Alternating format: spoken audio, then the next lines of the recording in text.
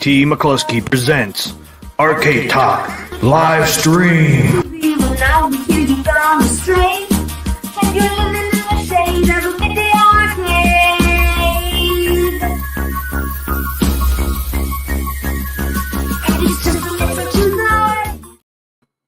Hey, what's up, everybody? Welcome to another Arcade Talk.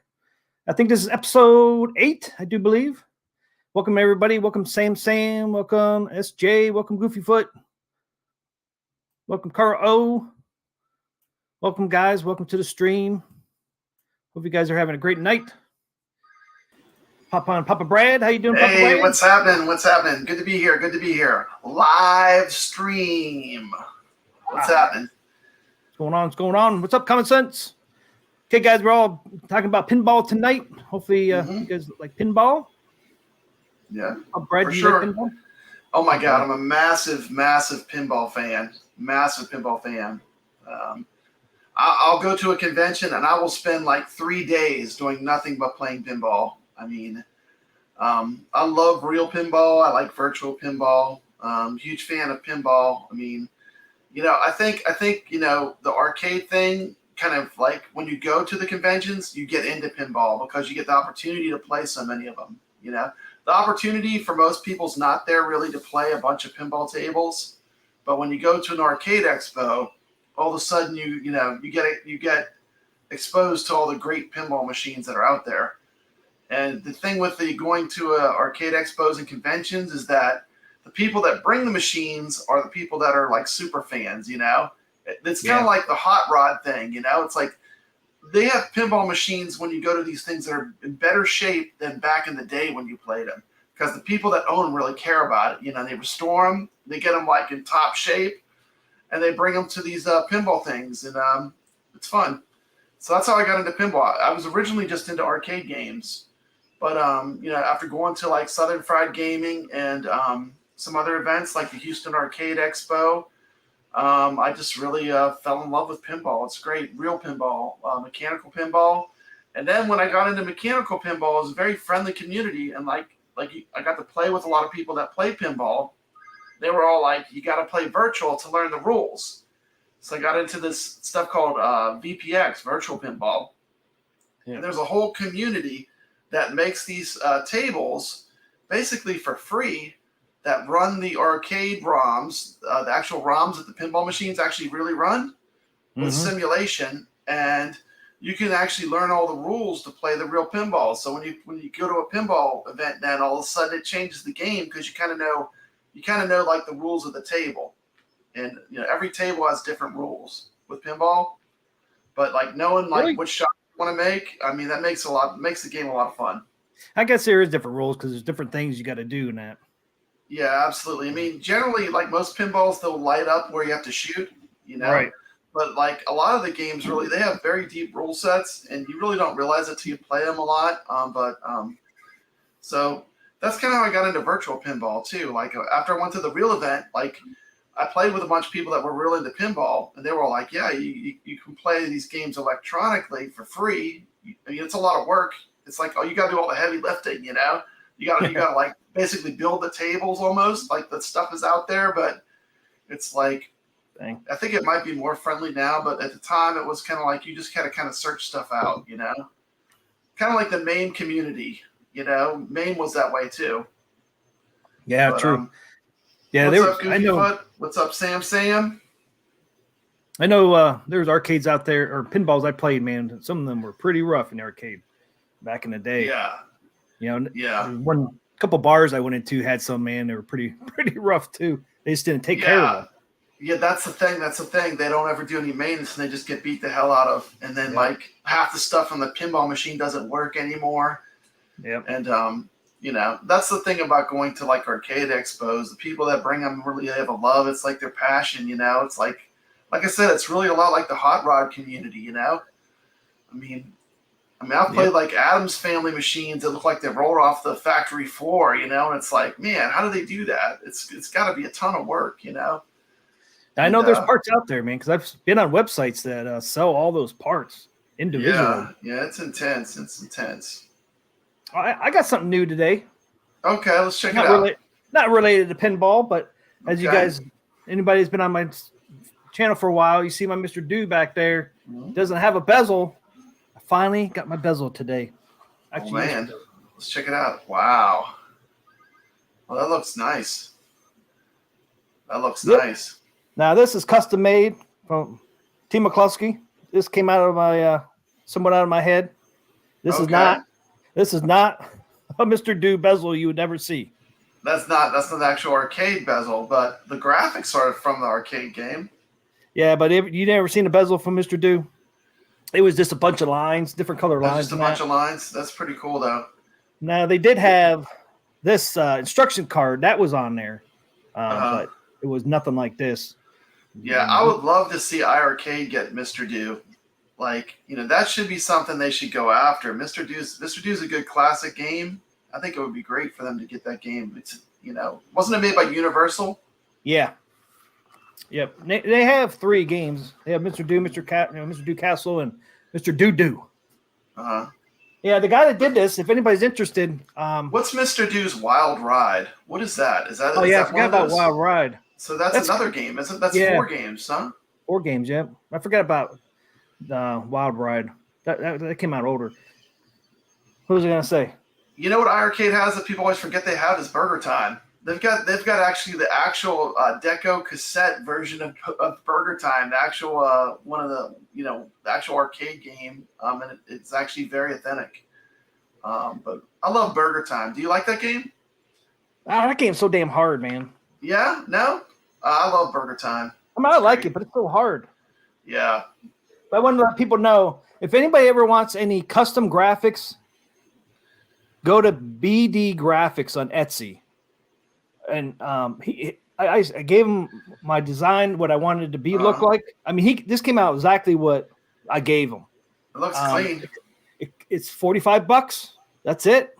It's clean, and it's technology has a bubble thing in the thing, so it lets the air out, so there will be no bubbles when you put this on. Okay, that's a vinyl sticker.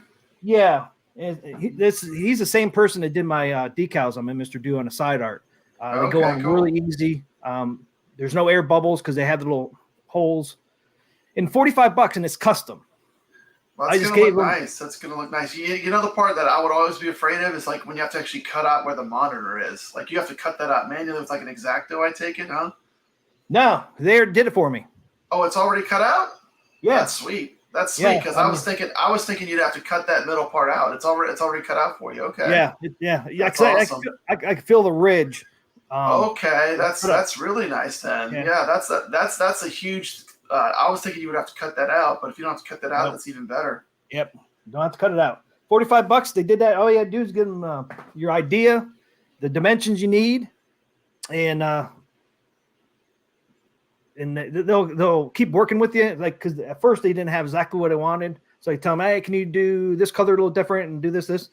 Send another rendering. And they'll keep sending you renderings until it's perfect for what you want, and then they'll make it for you, and then they'll charge you $45. Man, you can't beat that. Yeah, it's custom art, and it's quality decals too. They're not thin; it's thick. It's really nice. I don't know why I didn't think of them before. They're the ones helped me with my Mr. Do side art when I was doing it originally. I didn't think at all about the bezel until last week. I was like, it's like I got back to DB Graphics. Yeah. And sure enough, I reached out to him like, oh yeah, give us the dimension, give us what your idea is, and I did it, and bam. I mean, it took him. I think I started talking to him last Wednesday or Tuesday. The final rendering was Saturday, and then I actually got it yesterday, Wednesday. So it was a week process. That's it. They ship it out so fast. That's quick. Awesome. Yeah, that's awesome. We got our Common Sense 200 says, I'm surprised there are not enough things in arcade to talk about. We're going to talk some about home arcade stuff, right? Yeah. We just talked about Burger Time. That's an arcade game. What Goofy's supposed to say? I'd never bring a cabinet to a show after watching how people play. I would be. Oh, yeah. I mean. I'm standing right next to it, man. Yeah, hey, you're hitting that button too hard. Yeah. I mean, it's industrial stuff. I mean, it should be able to hold up. I mean, and generally, like I said, the machines when they bring them are in a lot better shape than like even what an arcade that you would go to would have, because most of the people have them in their homes. A lot of collectors bring stuff, and there's a lot of trading, buying, and selling that goes on too. Like the best place to buy a pinball machine, I'm just gonna be honest. If Papa Brad was to buy a pinball machine tomorrow, I wouldn't buy it in an auction. I wouldn't buy it from a private owner. I'd go to an arcade expo with cash, lots of it, and buy my machine there because they have tons of machines for sale. And the best part is you can play them. They're on the show floor for 3 days usually when you go to these things, and you can play them and make sure you know what you're buying, what you're getting into, you know. But I think that's the best way to buy a pin. I've seen a lot of good deals on pinball go at arcade expos, and I watch these streams. And I'm like, man, why are they paying so much? Why are they paying for an auction fee and everything? You know, just go to some arcade expos. You know, that's a place to go to get one. So, can you negotiate when you're there? Absolutely. I see, it's like, I see they have a price. They didn't know if that was set or if they'll work with you. yeah, usually it's like just private owners. A lot of, but the thing is that when they go, they have to leave it on the floor for the time for the show, and then the last day you just take it home with you if you want it. You know. I imagine some of those people. I kind of kick myself. This is what the first time I went to an arcade expo, the theme was Centipede, and I could have got like a perfect full size arcade Centipede for like $500. Wow. I mean, it was immaculate. It was nice, and but I drive a Honda Insight. You're not putting any arcade cabs in that thing, you know. How you gonna get that car? You know, yeah. How am I gonna get that home? So, but it's great. You know, it's a great hobby. I mean, I like the pinball. Playing real pinball is fun, and I don't need to own the machines. I would rather go to places and support places that have real pinball machines. You know, but if I was like a baller, if I had a lot of money, I would probably be buying pinballs. But those things don't are have that kind of cheap. money. Yeah, and it's retro ones. You're talking probably anywhere from 3,000 to 5,000. You know, new ones you can spend anywhere from 8,000 to 15 grand on a pinball, one machine. You know. Yeah, I got some prices here. Cheaper. How many times can you play? Think about that. For 15 grand, how many times could you go somewhere and play that machine? A lot. Yeah. You could camp out somewhere and play for days and still, the thing I like about playing games on location is, if they break, it's not your problem, all you got to do is supply the money to play it, or the free play charge, Yeah, true. Yeah, did you ever play, was it Pegley? Did you ever hear that game? Peggle? I never heard of that. No, I never. Peggle? Yeah. Yeah, there is a game on arcade called Peggle. I don't really play it. It's like a game where you rotate like these pegs and the ball falls down. But I don't really play it much. Oh, is that what it is? I see SJ Miola is asking me a question. Do I have an Atari 7800? No, I keep getting cheated. Every time I think I'm going to get one, it like slips right through my hands, I would love to get a 7800, but I've never found the right deal and the right time to get it. But I have like 4 2600s, 4. Speaking of 2600s, man, I want to recommend this game. This is a great game. I bet you Carl O wanted this game too. If you haven't checked this one out, it's on Act Games. Check out my camera. I got this thing now. Look how nice it focuses. Isn't that cool? Look how sharp that is. And this is a game called Frostbite. This is on the Act Games Legends Ultimate. If you have an Act Games product, they have the Activision pack. This game is so fun. It's kind of reminds me of Q*bert. It's like you hop on these little things of ice, and it builds an igloo. And you got to build the igloo before you freeze to death. But when you go up, once the igloo is built, you go up to the top, and there's a polar bear that tries to eat you. So you have to get in the igloo. But this game is cool. Frostbite. Check this one out. It's an Activision game. I've actually been playing this. You know what I just played this on? You're going to laugh. What do you think I would have played this Atari cart? Now, I could plug it in my Atari right next to me. You can see my Atari right over there. Got Junior Pac-Man going. What do you think I just played this on? You're going to laugh. The Act Games Pinball. And it was freaking amazing. I played this Frostbite game on the pinball. Really? Yeah, because you can play anything. Like the Act games, all the stuff works. It's like a system. So like I actually could play the Activision game on the pinball and have like a joystick with it. It was so much fun. But yeah, check out this. This is my recommendation for this week. My classic Atari is going to be Frostbite. This is a fantastic game. If you haven't checked this one out, check it out. It's worth playing. I think I remember that when I was a kid, but I never played it though. Kind of reminds me of a little bit like Frogger too. Mm-hmm.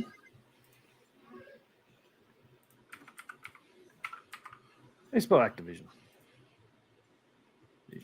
Oh, Activision? ACTIVISION.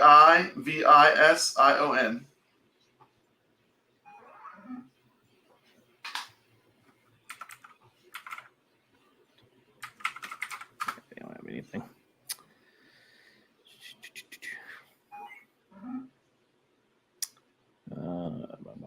Where's my thing? There it is. Okay.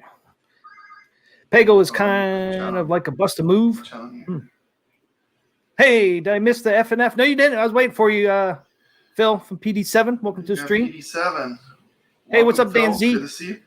Speaking of PD7, he has an amazing review he just dropped of the brand new Arcade 1-Up class of 1981. And I really enjoyed it. I watched it this morning. It was fantastic. Great video. Go subscribe to his channel. He's doing some really good content. I did a tribute to him as kind of a fun thing, almost as a joke. I did a walk and talk with Papa Brad. And, it's Papa Brad's getting tired. I was huffing and puffing. Yeah, man. I don't know how Phil does it, man. That guy is ripped. That guy works out. But big props, tribute to his channel. I had a lot of fun doing it. The thing with the Best Buy, like I went to a Best Buy to look for Arcade 1-Ups, and they didn't have any in stock, not even one. But like I had no idea that was was not planned. I had no idea when I went in there what I was gonna find. Yeah. I was thinking if I saw the Mortal Kombat cab, I might come home with it. But it's fun. Because you don't know what's gonna happen. And I just kind of went with it. But it was fun. I had a lot of fun doing it. And thank you for the inspiration, PD7. He does his walk and talks usually come out like on I think a Monday morning. He usually puts them up real late Sunday, like 4 a.m. or something. But on Monday, I have drive time, and I always watch them, and they're always good. So definitely check out PD7. He's got a great channel. Hey, what's up, Firestarter? How's it going, Firestarter? Welcome to the stream. It's having a Firestarter. He was on the Arcadians a couple weeks back. Yep.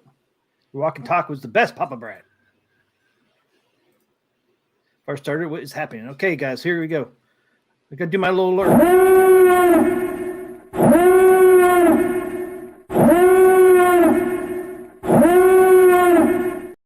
That's right, we got an alert. We have an update. Arcade 1-Up news. Fast and Furious. Okay. Oh, share screen. Hopefully this is big enough. I don't know if it's big enough or not. I can't get any bigger. Yeah, take the text off. What's up, Sam? Oh yeah, take the text off. The text box. The chat. I don't think I can do it. Yeah, I'm not all the way in. To the StreamYards. I can't control anything. Nope. Hey, man, can't get any bigger. Let's see. Whoop. There you go. Cool. A little bigger. Better. Yeah. Okay, so this is. What are we looking at? This is a bill of lading. It's from S2G LL East. I looked these guys up because they were somewhere. I found they were associated with Arcade 1-Up. So I just typed them in search, and I finally got into this bill of lading. That's what it is, bill of lading. Okay. So it even has a container number right there, and you got cargo number 1. And the description is arcade video games. There's a PO number, and that's the end. Fast and the Furious arcade game. What? There it is. They're sneaking in the country. It's in the country. They got the piece count on this one is 336. They'll probably be at the Best Buy that PD7 shops at. Not my Best Buy here in Louisiana where I live, but maybe PD7's Best Buy will get it first. And then if you go down further, you even had the length, the height, width, load status, seal, even had the seal number. Mm-hmm. It's a 40-foot general purpose container, and it came of course from China. I hope See, so. made in China. And then you go down here, and there's another container. What's it say in the description? Arcade video Fast and game. Furious arcade game. Fast and Furious arcade game. 336 units. That's Another, a lot so of Fast and Furious units.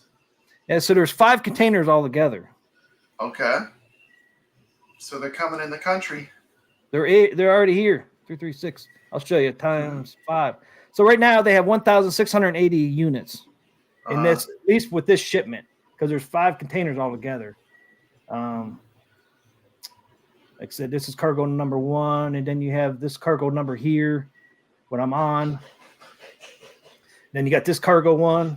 So there's 1, 2, 3, 4, and then 5 with this one. Yeah, they each have what, 300? About 300 in each one? That's a lot. 336.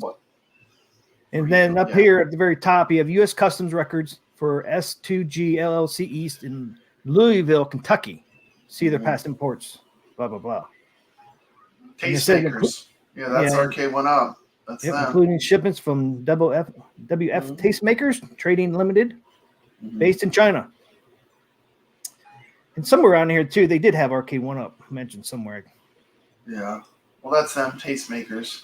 So you have here on the legend even shows you top trading partners with this S2G, whatever. You have Tastemakers International, Galimont, whatever, WF Tastemakers Trading Limited, and then Rubber Road.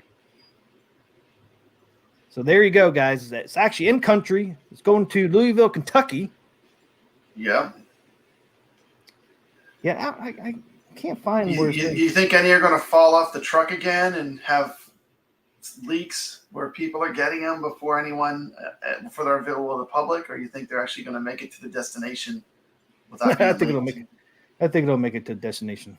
You don't think there'll be any 5-finger discounts? You never know. You never know. Yeah, you never know.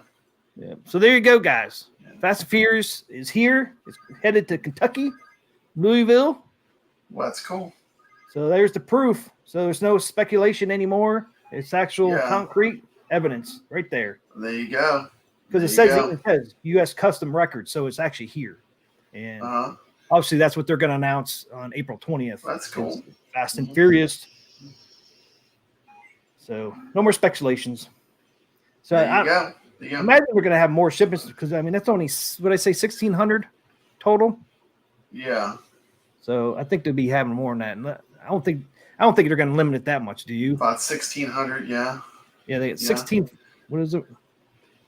1,680 right now with these 5 shipments.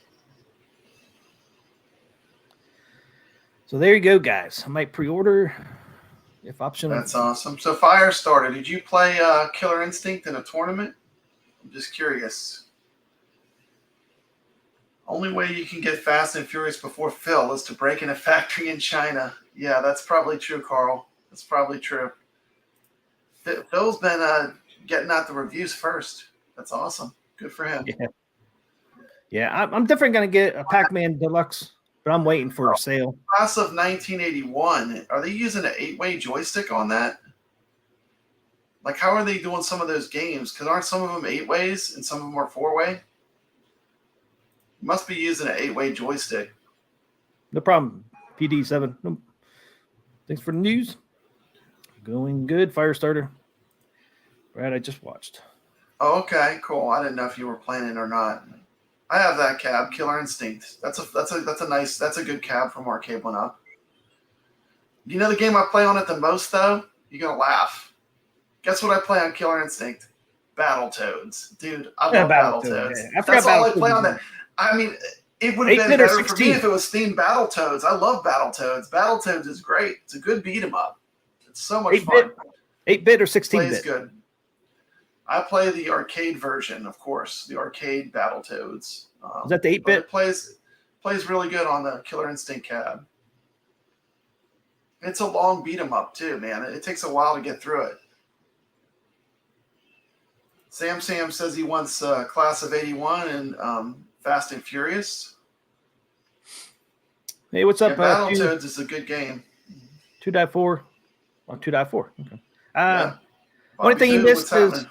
only thing you missed was I showed a bill of lading for Fast and Furious. It's actually here in the United States, and it's going to Kentucky, Louisville, Kentucky, of all places. I saw a video from I think Bobby earlier today. Something about a Battle of Sarah build. What's that about? To Die For? He has a lot of arcades. He does a lot of modding. Have you checked out his channel? He's got a great channel. No, I have not yet. He's like the king of mods. You got to go check it out. He's got all kind of cool. He's got an amazing collection of arcades that he has. Okay. Yeah, awesome. Thank you, Bobby Vu. Respect. Yep. He's always doing good stuff for the community. I definitely will check you out. To Die For. Feels like an 8. Mm-hmm. Oh, that's what Phil was talking about. Did you watch the Arcade 1-Up show that they had? I watched it yesterday. It's called Arcade 1-Up Update. What's the show's called? Name again? The Arcade 1-Up Update? Is that the name of the show? I think that's all it was called. Yeah. Yeah, I watched it. They kind of hinted at like them having an 80s cab without actually saying what it was, you know? I think it's Qbert. You think it's Qbert? Yeah. I mean, like, why would they not do? Here's my thing. Why would you not do Qbert? You know, like, it's a super recognizable property and character. You know, I mean, everyone knows. Like, you know, you could show the average person a picture of Qbert, and they'll say that's Qbert. You know, you can't do that. You can't do that with Sinistar. You could show someone a picture of Sinistar, and they would say, "Yeah, that's Iron Maiden." You know, they wouldn't know what that is. They wouldn't know what the Sinistar main boss was, the average person, but the average person will know what Qbert is. That's my point is, like, if they want to get in Walmart and places like that, you got to have stuff that everyone knows, you know? Now, when they mentioned, if anybody goes, watch the Arcade 1-Up stream or not, if you go back where they talked about Qbert, I forget why it was brought up, but all of a sudden, John D started coughing really loud. And dropped his fire stick thing. Yeah, it's a special pipe. It's almost like stop talking. So yeah, I think it's like hey, what's up, Qbert? You think that was a hint? You never know. You never know. Go look back at his expressions and stuff. You never know. Because I was thinking right then, I was like, I bet it's Qbert because the way John D was acting. That's my opinion on that. Okay, let's talk about some pinball. Yeah. I just wish they would make Tekken. Oh, wait, I have Tekken. You already got it, so. Yeah, I got all the Tekkens. That plays all of them. Who makes Tekken? Is that Namco or Tenko? It's one of them. Is it Namco? Well, so they should be able to get Tekken then. Yeah. I'm surprised they haven't done Tekken. Like, what's the holdup? I mean, like, they should do Tekken 1, 2, and 3 in one cab. There you go. Got 3 games. Boom. Who wouldn't buy that? I mean, like, if you're a fan of 90s fighters, I mean, Tekken 1, 2, and 3, all the arcade games, that seems like that'd be a home run. I mean, maybe the licensing is hard to get. I don't know. Hey, Julian. One thing was, what was going to think? What's my train of thought? Can't remember what it was. Oh, well. I'll think about it later.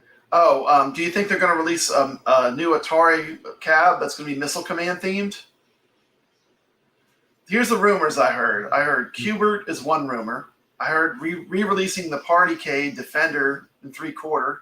But, you know, if they said it was going to be a new title they hadn't done, so that should eliminate that. Okay. I think it's Qbert, man.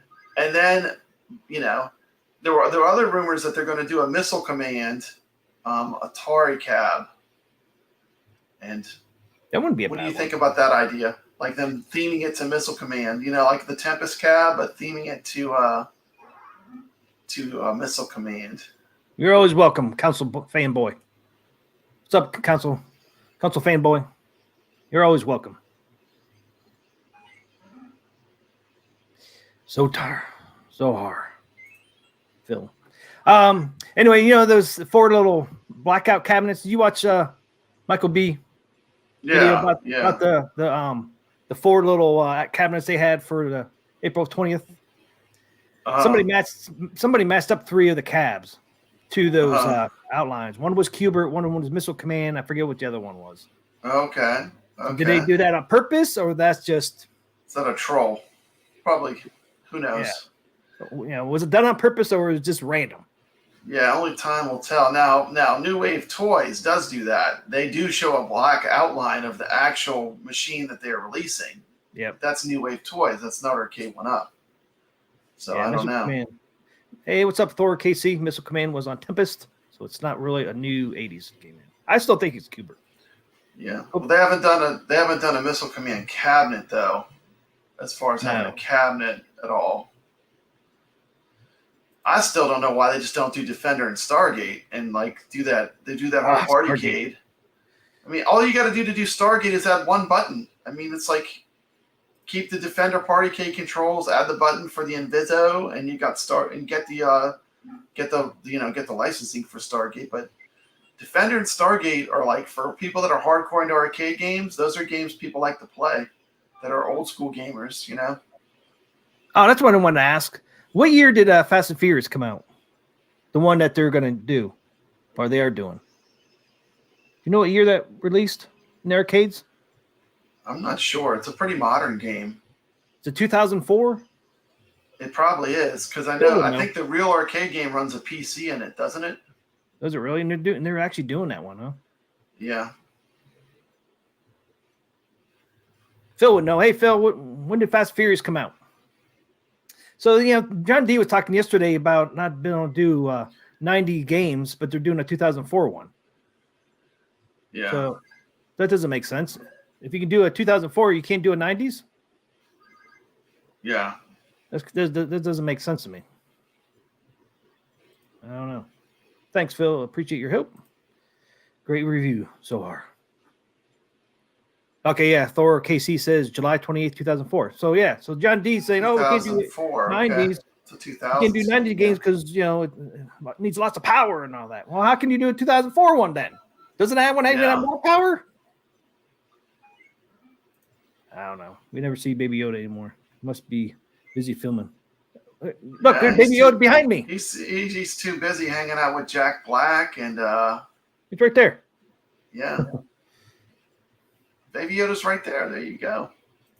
I got another one up on my Dragon's Lair. You can't quite see him though. Cool. I don't have my thing right. I'm guessing 99 or 2004. Thor KC said 2004. I was looking up earlier today too, and that's what I saw was the first one was 2004. I didn't realize they made so many Fast and Furious games. Yeah, I thought it was just one. Have you played that game, Fast and Furious? No, it's kind of crazy. I was already in the military and stuff, so I didn't have access to arcade machines anymore. Okay, we're gonna get into pinball. And the Mando last night. Who? Jack Black? Yeah, I like Jack Black. I think he was cool. It was unusual. You know what it reminded me of? It reminded me of Idiocracy. Because like the whole plot was like that people got so dumb because machines do everything for them that they can't do anything anymore. So they need other outsiders to come in and do things. Carl scared him away. Yeah. But I don't know. I'm along for the journey with The Mandalorian. It's kind of been hit and miss for me this season, but I'll wait till it's over to give a final judgment. But it's been kind of hit and miss. Yeah, I haven't watched any of them. I always wait till the series is over so I can watch. I love like the Jack Black like Nacho Libre. That movie was awesome, and School of Rock, stuff like that. I like that. He's a good. He can be a very good comedic actor. Yeah, I was in the Army from. Idiocracy is a great movie. It's one of my faves. I was in the Army from 88 to 91. Longest 3 years of my life. Mm-hmm. They did not like me. I had opinions. I asked questions. Yeah. They don't like that at all. They wanted me out of that fucking place so freaking bad. Yeah, it's like Forrest Gump said. It's like what did he say? Did he say when he joins the Army, he's like, "What is your job?" He's like, "Whatever you tell me to do." Yeah, that's not me. That wasn't me, man. Whatever you say. Do that. I'm like, it's like, I argue it all the time. You know, go do that stuff. Not you coming with me to help me? I'm not going to do it by myself. Hey, go shoot that dude over there. Why? What'd he do? He didn't do it. He didn't do a damn thing. Yeah, they just want you to. Yes, sir. I'm not that person. They forced me out, man. They said you're going to get Article 15 or you're leaving. Pick the two. Of course, I left. It just wasn't for me. If I went to the Air Force or something, it might have been different, man. But the Army would just suck. It was terrible. I do not recommend going to the military. Sam says there's only 3 pinball tables in his town. Well, you know, the thing that's great is nowadays you can do virtual pinball too. You can have them all at your house. You know, you can get a machine like the At Games Legends pinball. You can play literally hundreds of tables, and then you can get virtual pinball on there too. So really, you know, pinball is more accessible as far as if you just want to learn how to play the games than ever. You know, you got virtual pinball now, and then I think pinball is kind of in a renaissance. It's kind of being revitalized. It's coming back. You know, I think it's becoming popular and hip again. I think people are really liking pinball. You know, not just Stern, but there's some new companies too, like Spooky, that are making pinball. You know, so I think it's a good time. Definitely the At Games Legends pinball, though. You can actually, there's 2 different things you can do. You can actually buy the pinballs from At Games, which are really fun, and that's really effortless. You just pick out which ones you want, and they have different packs you can get.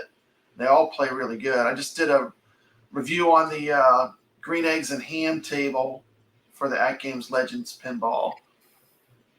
I want to show that video. Yeah, let's show it. You have it? Yeah.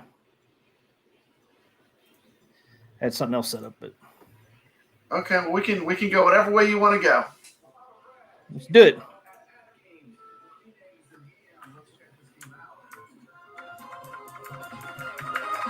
Is that loud enough?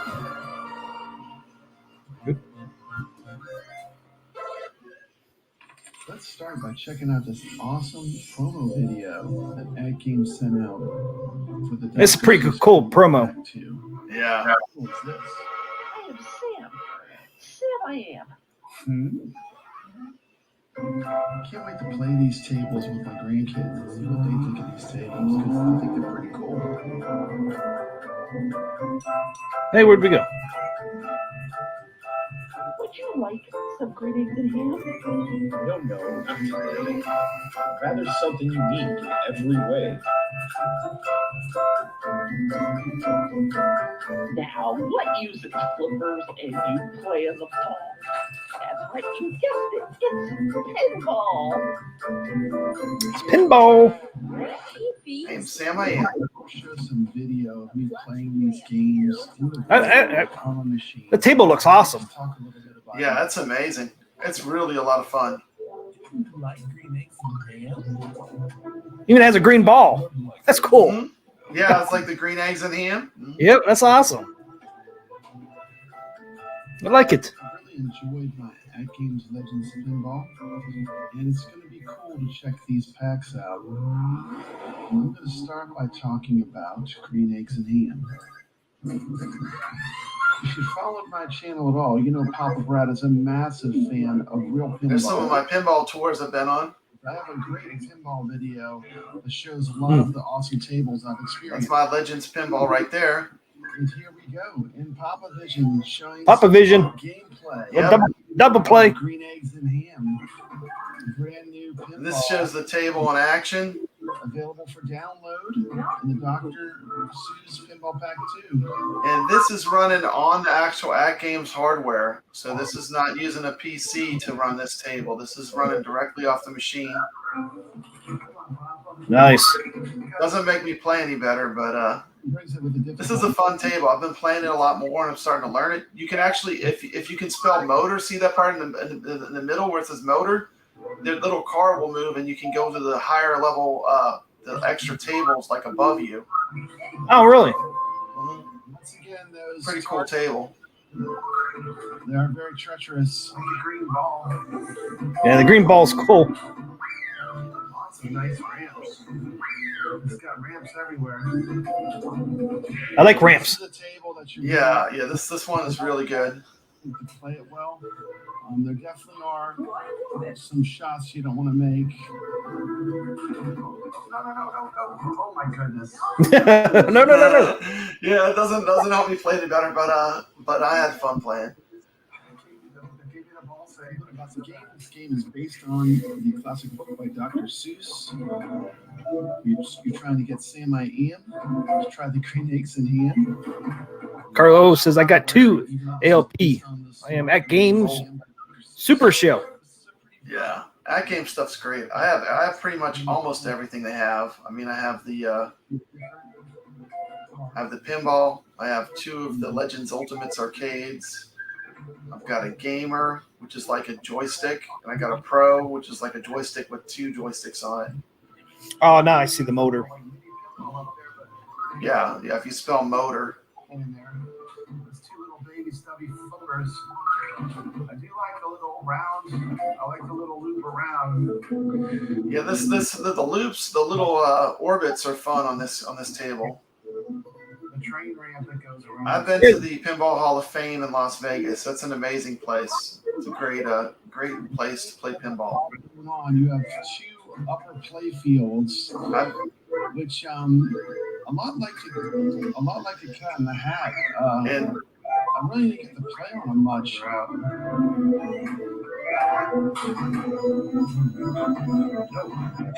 yeah, Goofyfoot says these tables are nice, but I wish they could use more of a character voice on them. I feel like I'm being read to by an old librarian. Oh, yeah, I heard it. Played this game. What do you use this table? So why didn't they use like a Dr. Seuss voice? They probably couldn't. I'm not sure. Like, I know that if they were using the cartoon, they'd probably have to pay for licensing if they used the cartoon. Over Cat in the Hat on this one, but I'm looking forward to like the Grinch That Stole Christmas. If they would have gotten the cartoon, that would have been amazing. But that would have probably been a whole separate license, you know? Probably, yeah. Progress through this game where I can the whole story mode. This is a pretty fun Yeah, table. I want to get out to Las Vegas. I gotta get these out there once. Never been out there. There's a Pac-Man. Yeah, this is the Dr. Seuss ABC table. Now this one's a little different. What you got to do on this one is you basically spell out the alphabet. And this really reminds me of a lot of classic pinball games, like a lot of the games that are card themed. Like they had like jacks to open, and you actually have to like put the cards in order, you know. And this is a lot like that. You're just doing the alphabet. C is the next pinball table I want to talk about. Sister Mary Elephant. You can see like how good the lighting effects are, though. You saw the way the lighting just scrolled; it just rolled across the table and everything. Spell out the alphabet. Yep. You have to make your way through. And I know At Games is working on a 4K pinball right now.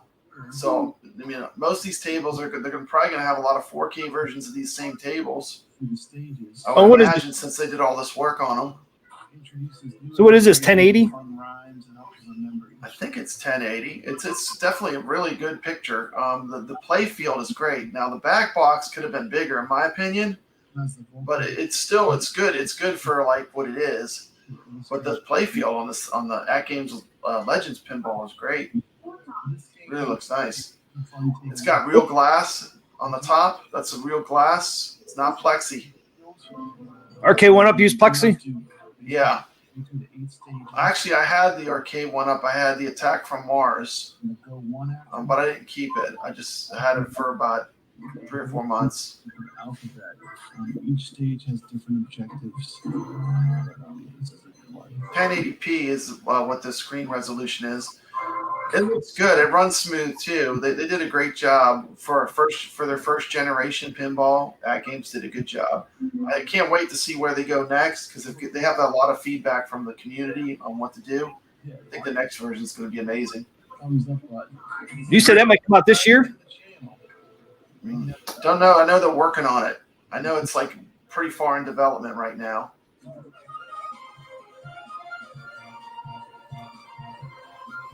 So I think that is pretty cool. Thank you. Thank you for showing it.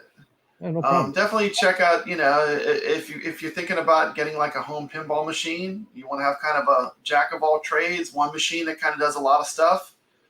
You can't go wrong with that games because you can buy games from the store, and then you can actually use a PC and you can play virtual pinball through it, which is great. You got 2 different platforms that you can play on it. But that's the thing with hack games. It's like it does a lot, but you have to learn a lot. You know what I mean? It's like they're the NASA. Like it'll do a lot, but you also have to learn a lot. It's like not. Getting the tables from at games is like easy mode. Like you just basically buy them and they appear on your machine. Just like iArcade. But like getting virtual pinball VPX to run, you pretty much have to roll your sleeves up and figure it all out. Dang. But it works. Hey, what's up, Gray? Welcome to stream, man. Do you need lightsaber videos lately? Yeah, Carlos at 1080. What's happening, Thor? Thor KC's here. Good to see you. Vegas is fun. I wonder if they made a pinball machine with oxygen and not included. Oh no, I was thinking that game. Batteries not included, or that movie. Remember that movie? Those little aliens. Batteries not included. Yeah, that's what they. But sorry, common sense. No oxygen not included. Pre-order summer nod for 4K. Oh, so Carl said this summer pre-orders. What do you think of that, Papa Brad? Oh, pre-orders, yeah. In summer, they're talking about taking pre-orders, yeah. We don't know the prices or anything. It's all kind of like still up in the air. Well, summer's coming, man. It's April, so Not a couple too months. far away, yeah. Like June or July, maybe. Consequently, I am normally a very positive person, but I am also positive. The Collectorcade is hot garbage. The Collectorcade. I think At Games is going to be doing a lot, like for like people that are into virtual pinball. Like I'm into virtual pinball. I really like pinball a lot, so like I'll probably have to get the new At Games pinball. Honestly, it's one of my more played machines that I own. It's my Legends pinball. I really enjoy it. It's very good for the money and what you get. Okay, since you had Arcade 1-Ups, Attack of Mars, and it's At Games, which one's better? I can't say it with a straight face. Yeah, come on. I mean, yeah. Well, you surprised me and say, yeah, it was actually Attack from Mars. Yeah. I think I literally, like, when the guy drove away with it in his truck, I think I danced a jig, literally. I literally did a dance. I don't know. Like, I'm probably the wrong buyer, though. Like, I love pinball. Like, and when I got the Attack from Mars pinball, I saw everything that's wrong with it. Like, like when you can't nudge the machine and it doesn't do anything, like, it takes away, like, the skill element of pinball is that you can actually push the machine and nudge the ball a little bit one way or another, Right. So the nudge didn't work. And then here's the crazy part. Here's the crazy part. Arcade 1-Up, it's always something. But here's the worst part. On the machine I had, the Attack from Mars pinball, they did something wrong with the plexiglass. And there were actually these little lines in the plexiglass. Like little lines of distortion. I can't believe they had even passed through their hands without them like recalling it. I can. And I got the machine, and I was like, what's wrong? Was my screen bad? Because it always looked like there was lines in the screen. And then what it was the cheap plexiglass they used or the supplier they used, it had defects in the plexiglass, and it made the picture warp when you looked at it underneath it. So, like, you could take the plexiglass off, and it looked better. What if they fixed that? They did some things right. Like if I was to say, like, the best machine would have been if they would have combined the At Games with the arcade. What Arcade 1-Up did right is the dimensions were better. It was square like a real pinball machine. I like the solenoids better than the vibration stuff they have on the At Games. It's garbage. Like, oh wow! I immediately muted that. All the feedback, the force feedback stuff that At Games has is garbage, in my opinion. This is my opinion, but I don't like it. But the solenoids would have been better, but the shape of the pinball was good for Arcade 1-Up. The graphics were good, and the table choices, like the licenses they got, were fantastic. But you can have a top 5 pinball, and if it's not executed well, Like it's almost worse because the people that are fans of pinball like me, when you play it, you just see every single defect when you're playing it, and it makes it hard to play for me, because like I kind of know how to play the game a little bit, so like it's I don't expect it to be arcade or like real machine perfect, but I expect it to be a simulation where it's approximately like it. You know what I mean? Right. And there were too many things that gotta be close against the arcade one. Yeah, I did like the way it looked. It looked good. It's Carl O said $8.99 for the ALU, then 4K $12.99. Yeah, well, for a 4K pinball, that's pretty reasonable. Is it? It is. It seems like a lot, but I mean, you can spend $4,000 on a pinball. That's a virtual pinball, for a 4K pinball. Yeah. Is it going to be a different theme? Do you know, or is it going to be like what they have now? I don't know. Hopefully, a bigger screen on the back. Yeah, I know the back glass is going to be bigger for sure. It is. Okay. And the screen, I think the play field is going to be the same size, but in 4K instead of 1080p. The play field, though, looks like play field is perfect on the Legends pinball. The play field, and that's really what you look at mostly when you're playing. The play field it really nailed that. It's perfect, and it has the glass top, which makes a big difference. The problem with that games is it's too low. Like if you play real pinball a lot, because like the way they made the cab, it's tilted at the top, and it's not high enough. Like if you play real pinball, the machine sits low to me, very low. Yeah, like quite a bit. But I don't know. I mean, I do play it a lot. It's a good machine. Like for a multi-pin kind of virtual pinball, I think At Games is doing a good job. And I like that they're always like they have a lot of tables you can pick from right now to pick from. They've got tables from Taito. They've got Zen. They've got what is it?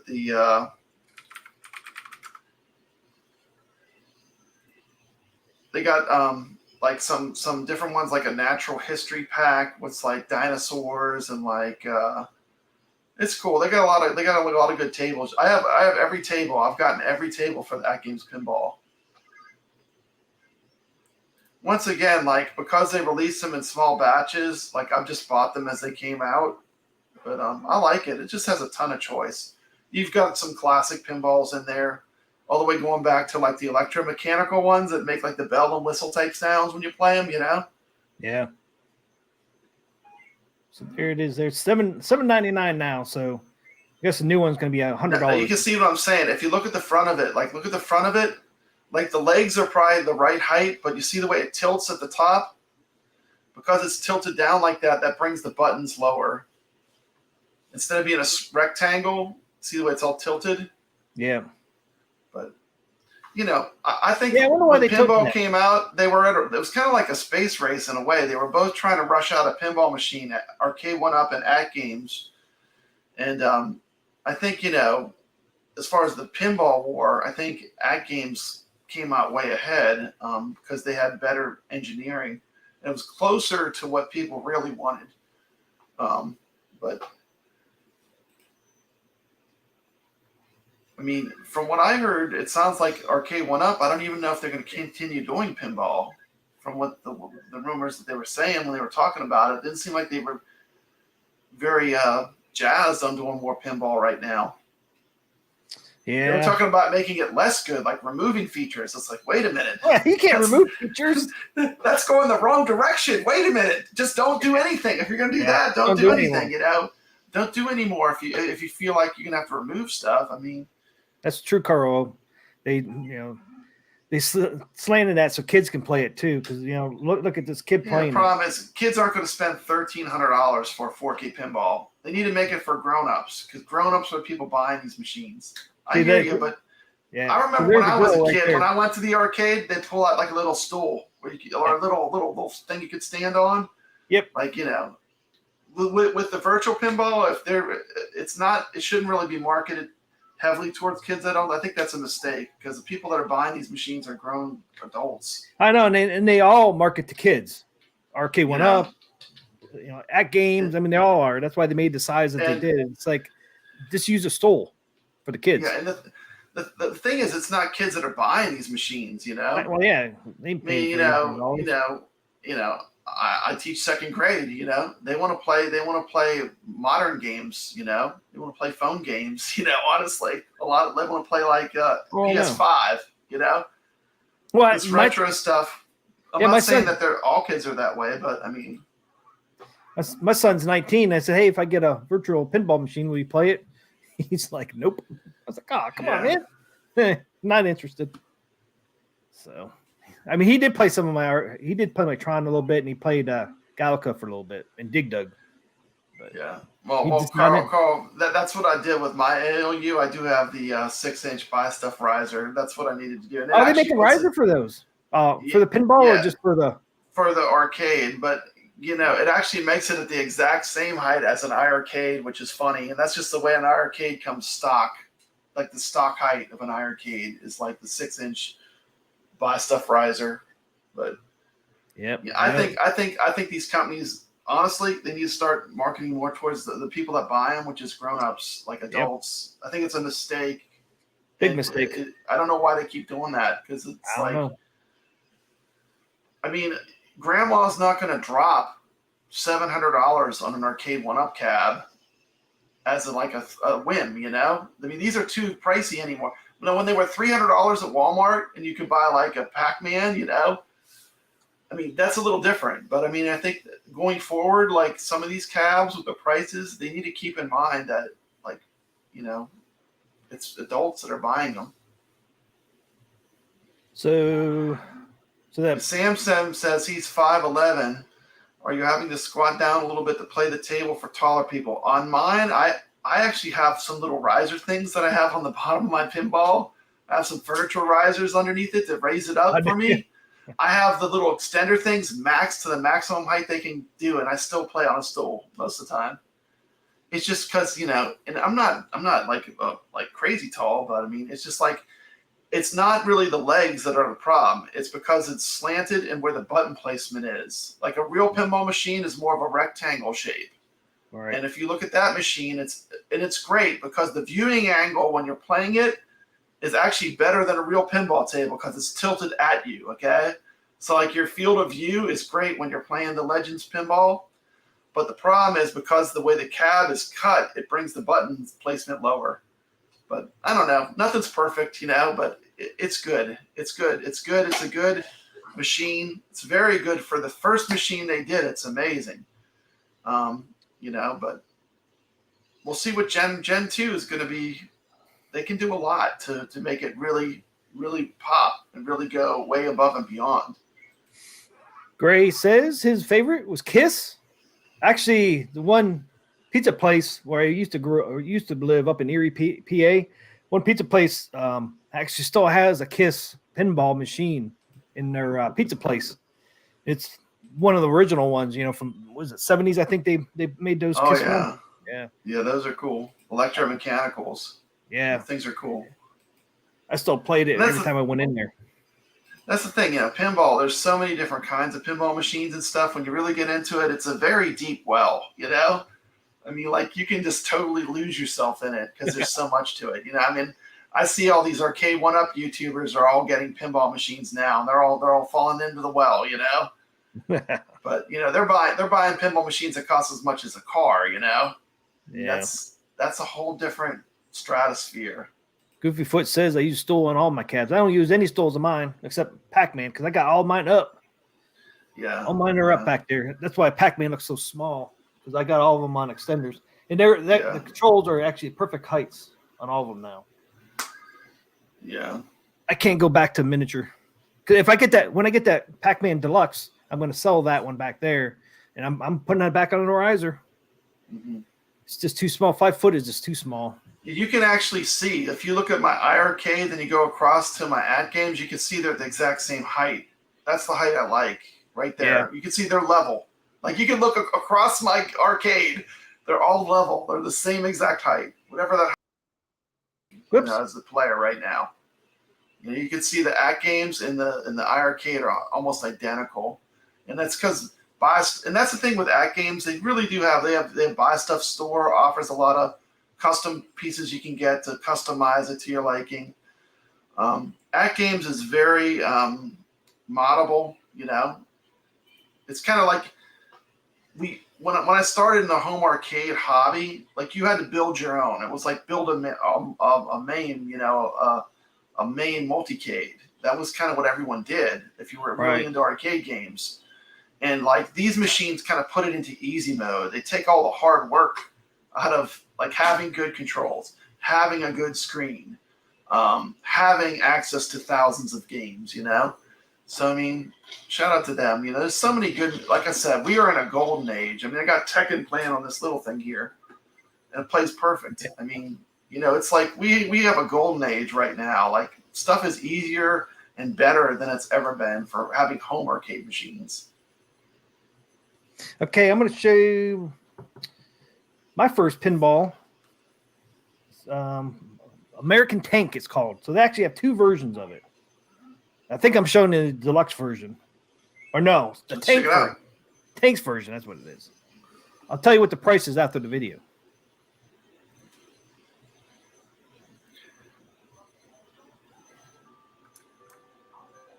Turn the sound. Can the sound go louder? No, it's pretty low for some Is that reason. max? Yeah, I don't know why it's so low. Damn. That's cool. Oh. Here we go.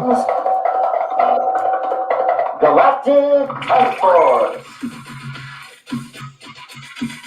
Can you hear better? Yeah. Thing's awesome, man. What? That is insane. What is that?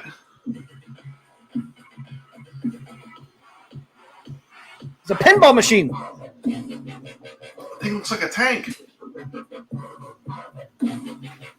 Galactic Tank Force. What? Thing's awesome. It's on hinges? What's going on here? Tank I haven't Force. seen this yet. Okay, so That's all we get? That's a teaser. there's a part 2. Okay. American Pinball. Yep. It's a strange tank pinball machine. Interesting. I've not seen this one. Yep. There's teaser 2. I like that. It looks like a movie.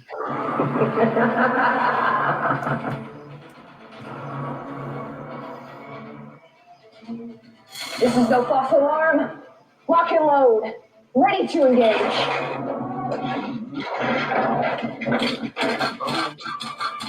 You think you can defeat me?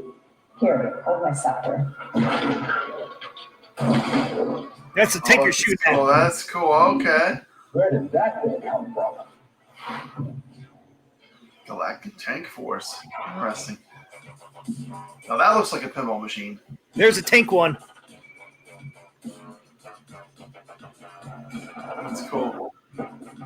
Wire forms, yeah.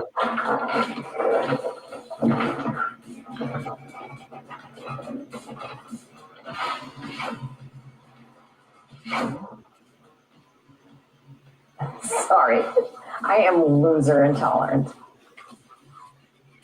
Hey, don't space out on me. Head to the lab.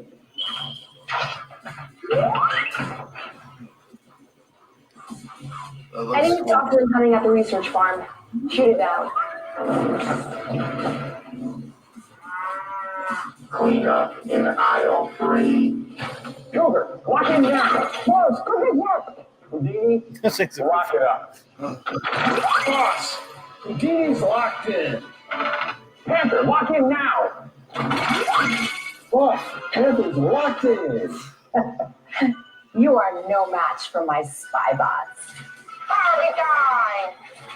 Let's party.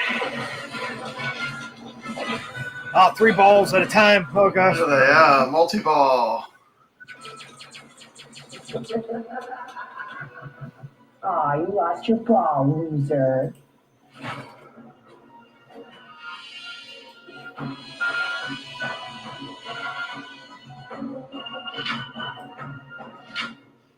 Talk to your doctor about sprinklers. Side effects may include unexpected giggles.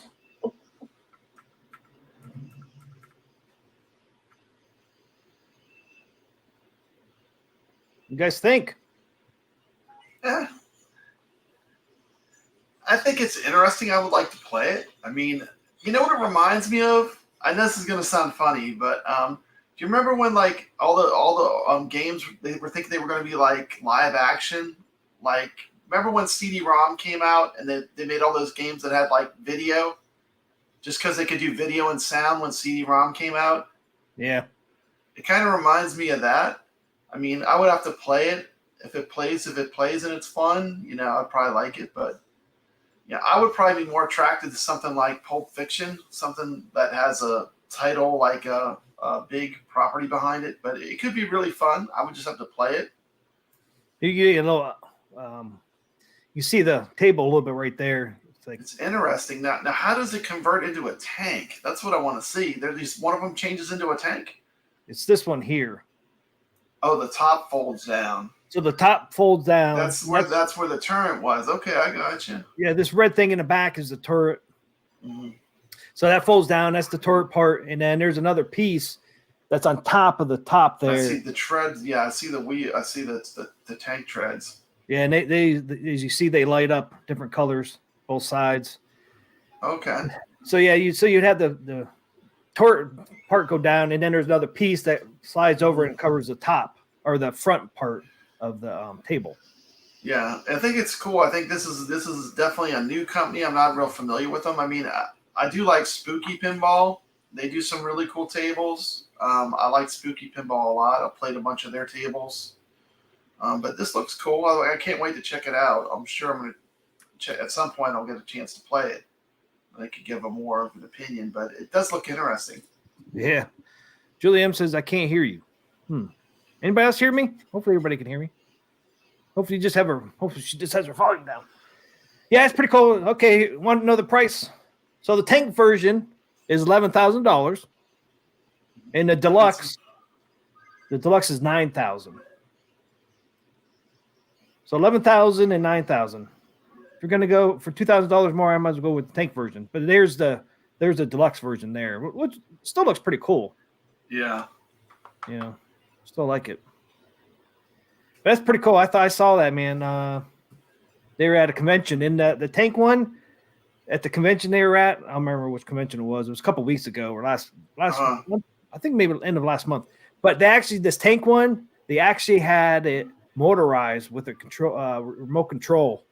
So man. They were driving it down the halls and stuff. I thought that was pretty that cool. is crazy. That is crazy. Yeah. It's only one of a kind. It's the only one that had it, but I thought that was pretty cool. But I'd never heard of American Pinball either, but I just think that thing is so wild, man. I mean, it's crazy, right? That's pretty neat. Yep. And you thought it would be like $15,000 or something, but it's actually only 11. It's not bad. It's not bad. That's not bad. It's really not price bad. You know, it's not Stern prices. It's not bad. Come since I hear you, I have to log out and back to fix the feed. Yeah, there's no reason why. You're coming clear to me, but I mean, I'm in StreamYard with you. Yeah. Come since I hear you. Julie M is bad. Yeah, the sound is glitchy. Goofy, is the sound glitching?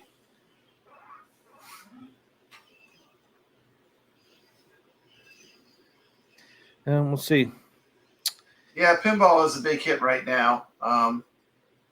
You know, and you know, there's more than one pinball company. You know, there's more than Stern out there. You know, people think that it's just Stern. I mean, Stern is a good company and they do make good machines, but there's a lot more pinball out there besides just Stern. You know, Stern is just a popular company, but you know, there's a lot out there.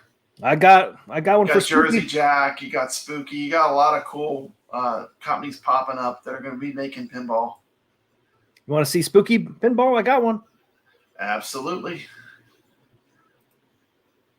I teased it last week. If people remember. Here it comes. Yeah. That looks amazing. Scooby-Doo! Yep. Pretty neat. Cat. Yeah, they make some cool tables. They make Halloween too, which is great. I love Halloween. What a creepy place. Let's split up, gang. Oh. Time for a Scooby snack?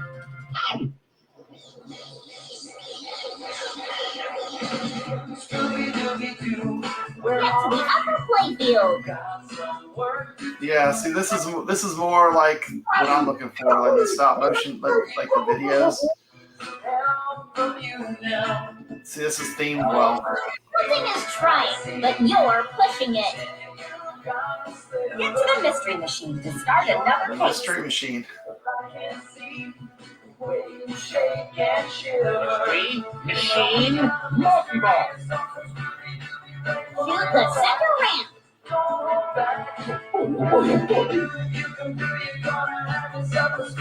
Captain Cuckoo. Help us find some clues. Lock in your next case. Yeah, this looks cool. I'm definitely gonna be playing this one. The next arcade expo I go to, I'm gonna definitely make time for this one.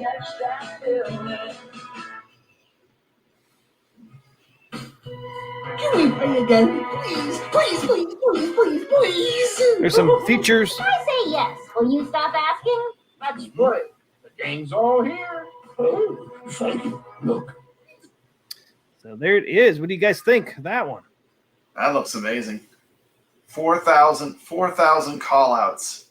4,000 different things it says. That's pretty cool. Yeah. And that one there is, of course, they got 3 versions of this one. You have the collector's edition, which is really neat looking. It's the most expensive one. It's $9,769. Yeah. They got a bloodsucker version, which is $8,769, and then they got the standard version, $7,769.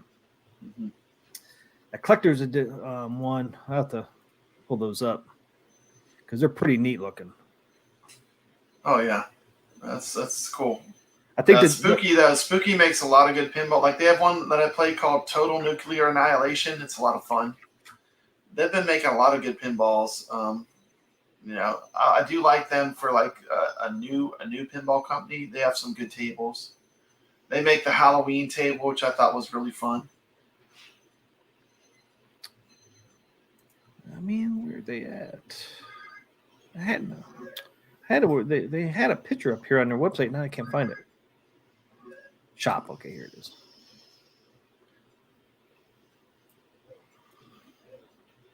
It's back in here. Okay. Here's the collector's edition, which is down payment. All you have to pay is $2,000 for down payment. $2,000 down payment.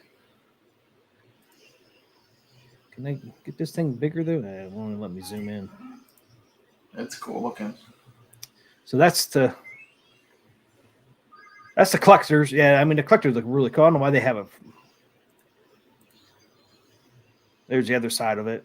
So that side's kind of like an oranges. This side's kind of purplish green. There it is there.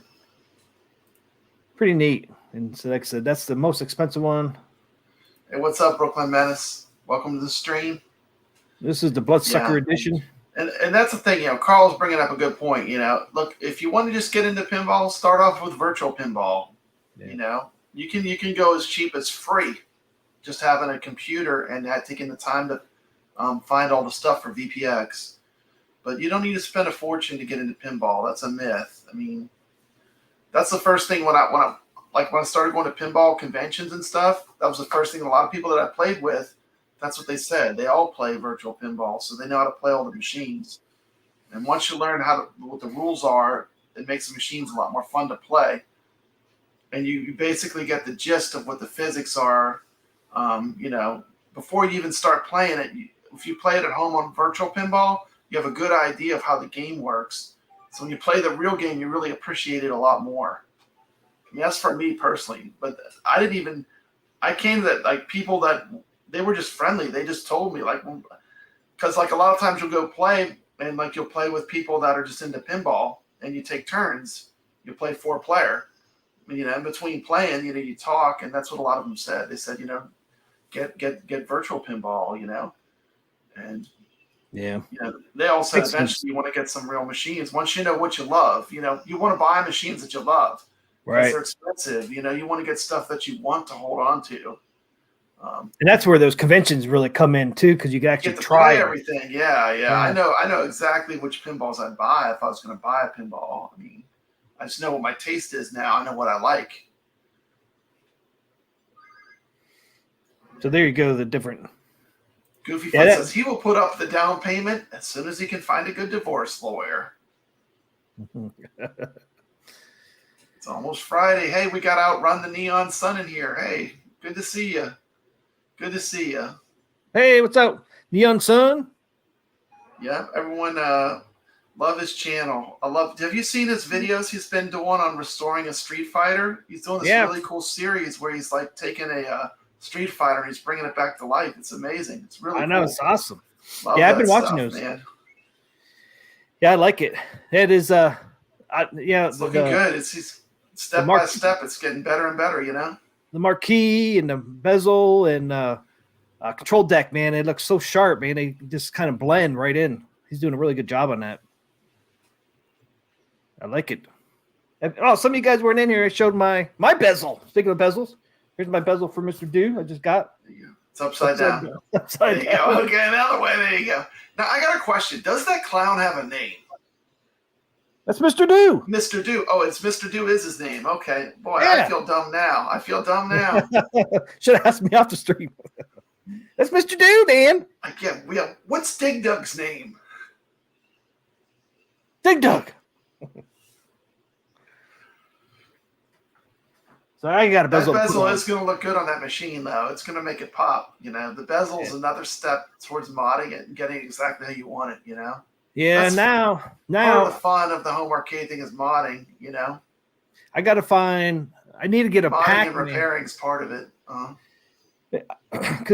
not going to pay 2 people on that machine, so I need to find a Pac-Man control deck so I can put on there and make it like a real Mr. Do. And then I got to find graphics for my control deck, which were red on there. And then I think I'm done. Well, no, not quite done because I'm trying to find a coin door.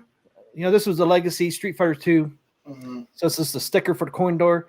Well, since I have a Raspberry Pi in it, it's a pain in the ass to try to put games on there through my USB. Well, what I'm going to eventually do is I'm going to get a coin door, cut it out, and it's going to be a real coin door where I actually can open it with a hinge on it. Yeah. And get to my Raspberry Pi from the front. Coin door and cut it into the panel. That's all you have to do. You can buy HAP coin doors, the real arcade coin doors. I have one on my real arcade. But I've been having a hard time finding a real coin door with a hinge that size. Mm-hmm. They're all smaller. But what I'm going to use it for is big. Looking at it, that is real big. Yeah, I can see that is a big looking coin door.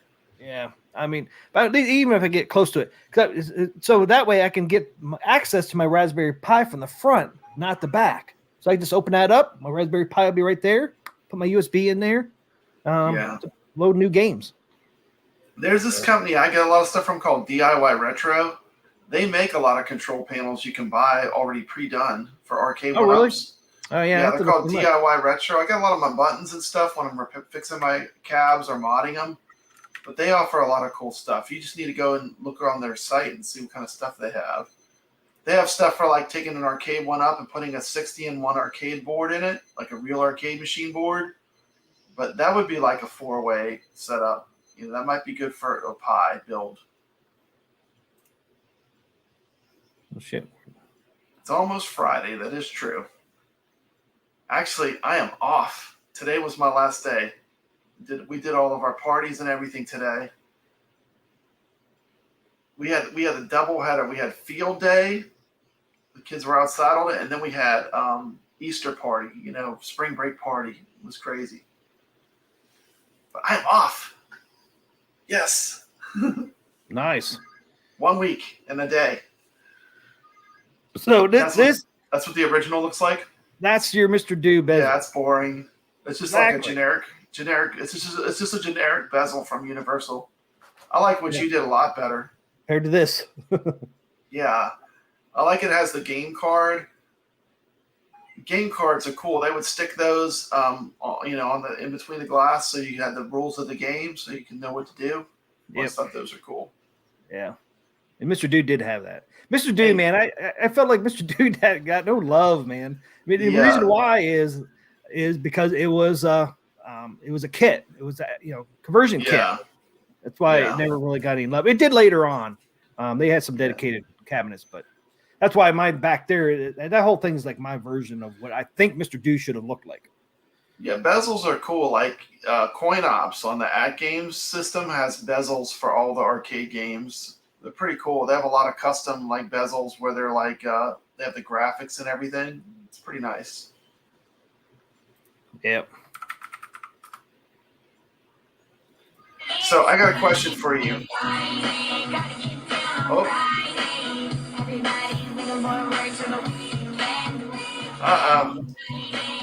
The Friday song. We just got demonetized. Yeah. Woo. Yes. Woo. That did it. That's all it takes. I know. Trust me, I've been going through that stupid copyright thing on the channel. You. Yeah. I'm debating installing a coin door with a coin box access on my arcade. Oh, for light gun storage. That would be cool. Light gun storage. That's a good idea. Goofy Foot. Mr. Dude get is the a favorite. diamond, get a free credit. I know. Every so often, even that thing is so damn random. I haven't seen a diamond on that Mr. Dude in a while. Yeah, it is random. It is random. That's what makes it magical, though. Yeah, I read all the time. It wouldn't be so special. I read somewhere, and I can't remember how many times it pops up, all right, how often it pops up. I can't remember now. It's like way out there. Since I've been playing, since I got this Mr. Do and converted and all that, I think I've seen maybe awesome, I think I've had that Mr. Do 2 years now. 2021, I do believe I made it almost 2 years. It'll be 2 years this June. I think I've only seen 4 or 5 diamonds. I don't play it every day, but it's really rare. Fun show, guys. Thanks to Die For. Got one tonight. Goofy Foot, I think you should do that coin door thing, man, for your light gun storage. I think that's a cool idea. Okay. We want to play next. You guys want to see what's that? Want to show some real pinball? I just showed some real pinballs, man. I know what you mean. You want this? Yeah.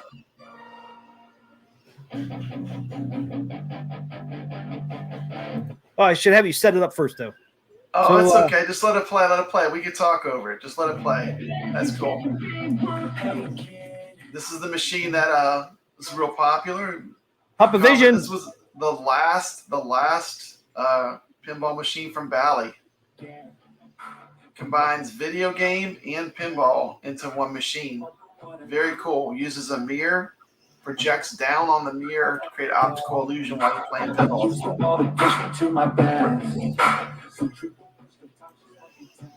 I'll turn that down a little bit. And where'd you take this video at? This is I think this was Southern Fried Gaming. I think might be a little bit of Houston Arcade. This is Southern Fried Gaming. Yeah. Yeah. I think it said at the beginning. Yeah. There's a Xenon. Look at that cool pinball art. Pinball art is just the machines. It's just the art is so cool, Tilt. Shoot again, tilt.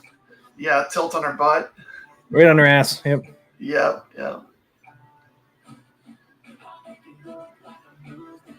There it is. Halloween. Yeah. Hey, look, $8,495. That seems pretty reasonable. This game's fun. Like, you never would. It's like a lot of multi-floor stuff, and then the ball just goes all over the place. I love that knife. You got the knife, yeah. That's awesome. Nice little touch. You got the knife sitting there that launches the ball. Yeah, that's so cool. It's neat. It's a fun table. Oh man, the speaker grills were pumpkins. That's awesome. Yeah, the little butcher knife thing goes like there's a mode like where you activate it. Look at this old Star Trek table. Cool really?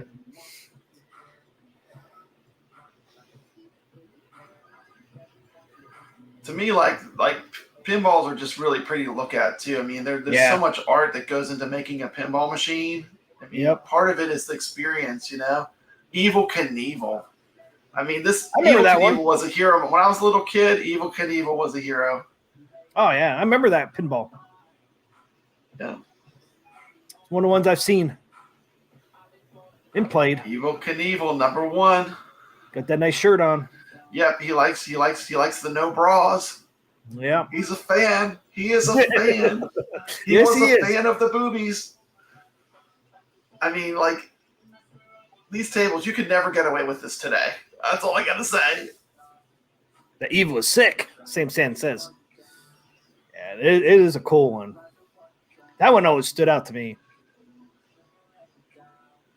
Yeah, the one arcade place was called Tilt. They had a pinball section. That Evil Knievel? Yeah. This is a machine I would buy. Terminator, Yeah. Terminator 2. I This love looks this machine. cool. It has a pistol that fires the ball, a gun. Oh yeah, I see that. You Yeah, hit the trigger instead of a plunger. that's pretty That's neat. a fun mechanic. Last Action Hero. It's like not I mean, I like the movie, but it's like the pinball's fantastic. Like, you know, as a pinball machine, it's great. That's what you learn too. Sometimes like movies that weren't that great have great pinball machines. But Terminator was a good movie. Yeah, I'm not saying it's not a good movie, but like Last Action Hero is a fantastic pinball. But, Yeah, that you know, was the it's greatest movie. It wasn't like the hottest movie. It was a good Yeah. movie. That's cool. Adam's Family. Adam's That was Family is a awesome. classic, yeah. And these machines, you see so many of them. This one's. Look at the Uncle Fester. Yep. They did a mod. Sometimes you'll see they'll do a Cousin It too.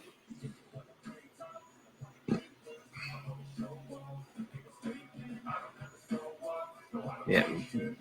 Well, now this game's cool. When you're playing it, when you get a certain mechanic, see that fan on top? It'll actually turn on and will blow on you like a hurricane. Really? It's like the fan is like real powerful, and the wind will actually blow on you while you play the game. It's really cool.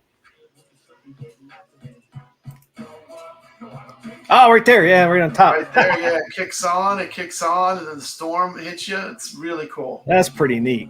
And Williams.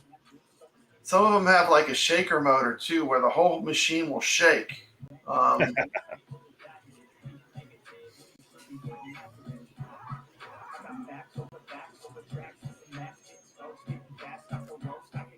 Like I said, one of the cool things is just the art. You know, the art is such an integral part of the whole real pinball experience. It's like, you know, it's just the art is to me something that I really enjoy. Space Shuttle. Okay, I've like seen that this one. machine, $2,700. You could have rolled out. You could have Wow. left Southern Fried Gaming with this in the back of your truck for $2,700, not 15 grand. And then you get to play it for 2 days to make sure that it's working good. I mean, Yeah, and it's something you want. yeah, something you want.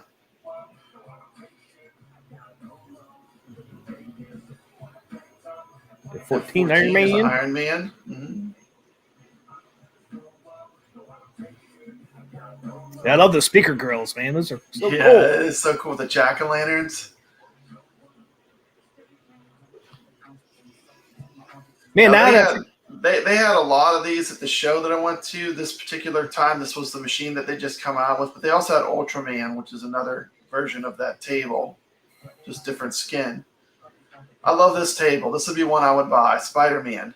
And once again, like it's not the greatest movie of all time, but it's a great pinball. The pinball is actually like if you play pinball, it's one of the best.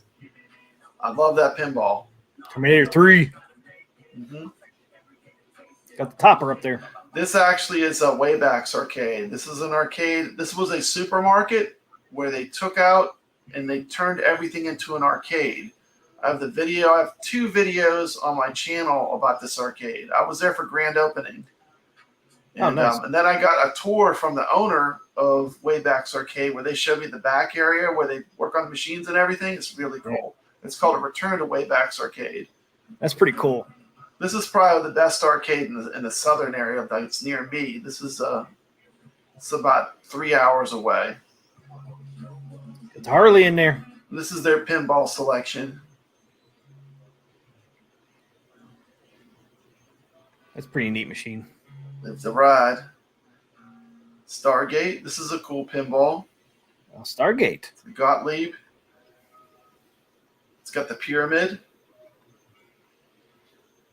And this is actually cool. It has actually, you have like the plungers. It has them on both sides, the left and the right. Really? Yes.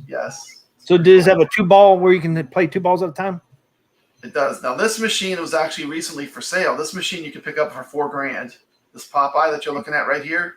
I'd be tempted with that one if it played well. Yeah, $4,000. That's not bad. It's been shopped. It's in good shape, man. Looks pretty neat. I like it. Popeye teed off. Little gopher up there.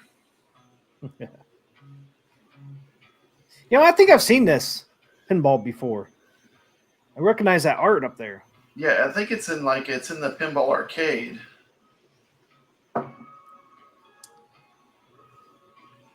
Yeah, 8-Ball Deluxe and Captain Fantastic were everywhere in the 70s and early 80s. Yeah, Bad Cats. Gray, wow, that Evil Knievel machine, whole neighborhood loved, yeah. Yeah. That was a Now cool this cabinet. thing has like a little roulette wheel kind of in the middle too that you can activate. It's a pretty fun table. Back to the future. Now here's the opposite. Here's a great movie that's kind of a mediocre pinball. I mean, it's not a great pinball, but it's a great movie.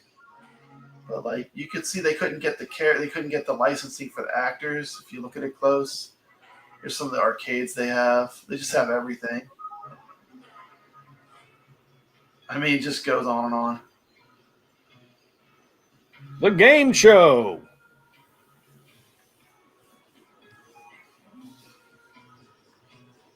Big bucks.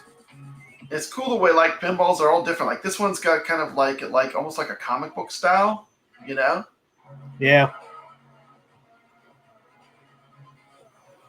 Valley. This machine has a bell on top. See that little bell? Yeah. It's like a real fire truck bell, and it goes ding ding ding ding ding ding ding, like an old fire truck.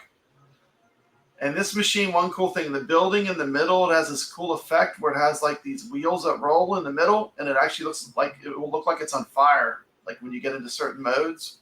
That's an old Williams table. I love that table. That's a Williams. Karate Champ, yep. This is an old one that I would buy. Firepower. I love this machine. This is the first machine with a multi-ball. You could get 3 balls locked, and it would multi-ball. And this is a machine. This is one of the first machines where I really started learning how to play pinball because you have to lock the 3 balls. There's certain shots you have to make. There's 3 different locks you have to get. And of course, the Williams pinballs have all the same sounds as Defender and Robotron because they use the same sounds on the pinball as they did on the arcades. So if you like the sounds of Robotron and Defender and digitized speech, these machines have all that stuff. Which is pretty neat. Pretty cool. This would be one of the machines I would take off of their hands at Waybacks. Like if they offered that one for sale, I'd really have to think about getting it because that's how much I love it. Now this one's an ultra wide body. This is a wider machine than normal. And it also has digitized speech, has some really great sound. You can't get an idea of the scale, but when you're standing by it, it's like maybe like 3 or 4 inches wider than any other pinball machines. Close Encounters of the Third Kind. Yeah, you could tell. Where was that? Right there's the shot. You can see it's wider. It's like an ultra wide body, yeah. Yeah, I would love to have like a classic Williams pinball. Yeah, I mean, you can see it as it spans. Look how wide that is. And then you go to the next one, and it's so skinny looking. It's like that's a normal size pinball, yeah. Yeah. Like a Gorgar. I would buy a Gorgar or Firepower. Love those machines. Now, I remember playing some machines, man, they were so old, they actually didn't have the digital scoreboard. It was actually, they roll. Yeah, this one was right at the cutoff point. This was one of the first ones that had the digital scoring. That was kind of a hot thing. because Close Oh, Encounters this was one of the out. first ones that had the digital It was one scoring. of the first ones that had the actual digital Okay. scoring, yeah. Where they're switching from electrical mechanical to digital.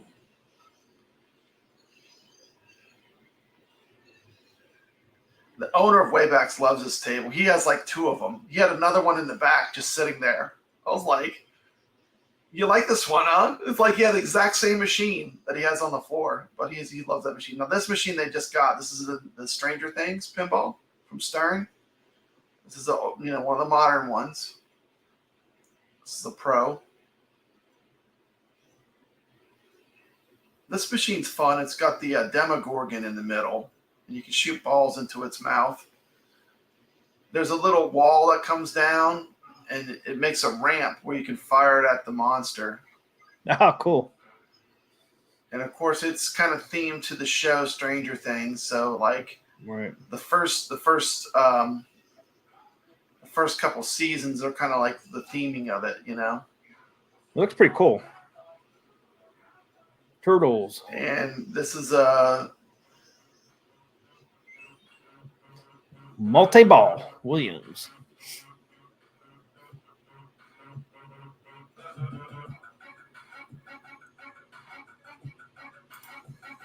Those Williams tables are choice.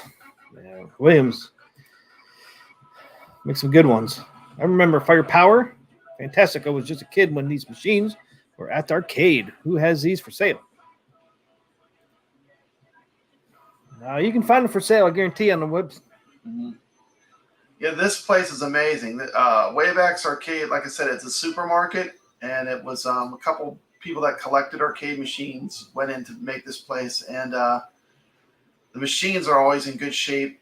And it's a free play arcade where you pay one price and you can play as much as you want. It's like $10 or $12. Seems like You a can lot of play unlimited for the whole day. It's like if you love arcade games and pinball, I mean, like, they got everything too. It's amazing. Just check out the video on my channel. It's sick. I mean, like, the amount of stuff they have is insane. Seems like a lot of arcades are going that way now.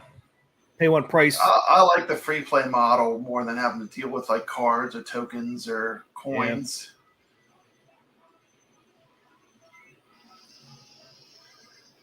And like barcades, for example, I mean, they're really, the machines are there just to get you there. Yeah. They want you drinking and buying food. That's where they make their money. They don't make money on the playing of the games. The games are just a draw to a barcade. Because a lot of them now sell beer and all that. Yeah, I mean, that's where they're going to make their money. They're not going to make their money off of the machines. Drinks and food. Mm-hmm. I mean, if they're a good barcade, like the better ones, they have usually really good bars, really good. They have good bar food.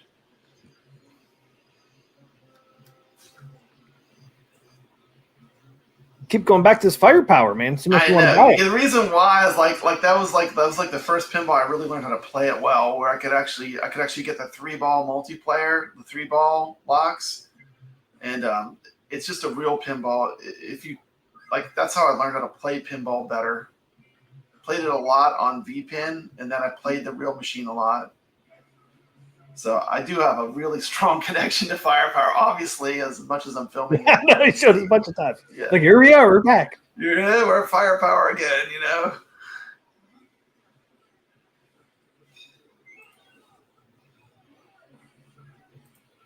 Godzilla. Here's the modern one, Godzilla.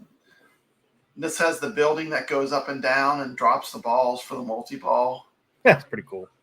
It's very cool. The collapsing building. Mm-hmm. There's a Godzilla multi-ball is about to happen. I mean, that's the cool thing about pinball, man. There's just so many things you can actually do with them. And I played this right when it came out. It's like they had like about 10 Sterns they had brought to this Pinball Expo, and you could play them all. And immediately, the first time I played it, like, this is in my top 5 pinballs of all time. And multi-balls are so hard, man. I don't necessarily absolutely, I do like Godzilla. I don't love Godzilla, but the play of the table is so good. It's like, it's a top 5. It's a top 5 pinball of all time. The way the balls, all the paths that the balls have, multi-ball is really good. I mean, I got four balls going right now. I know. I was going to say, is that you actually playing that? Yeah, this is me playing. And then this is damn one of good. the rare times that my wife would actually film. Like she won't film, so like I have a hard time capturing the pinballs. But this time she was right beside me, and she said, "Oh, okay, I'll film for you. Let me get the first time you're playing Godzilla." She knew I was excited about playing Godzilla. It just came out. This is another classic table. This is, I believe, Batman. Batman Forever. I am Batman. Once again, not the greatest movie, but a great pinball. Great pinball. Avengers. This is more comic based than movie based.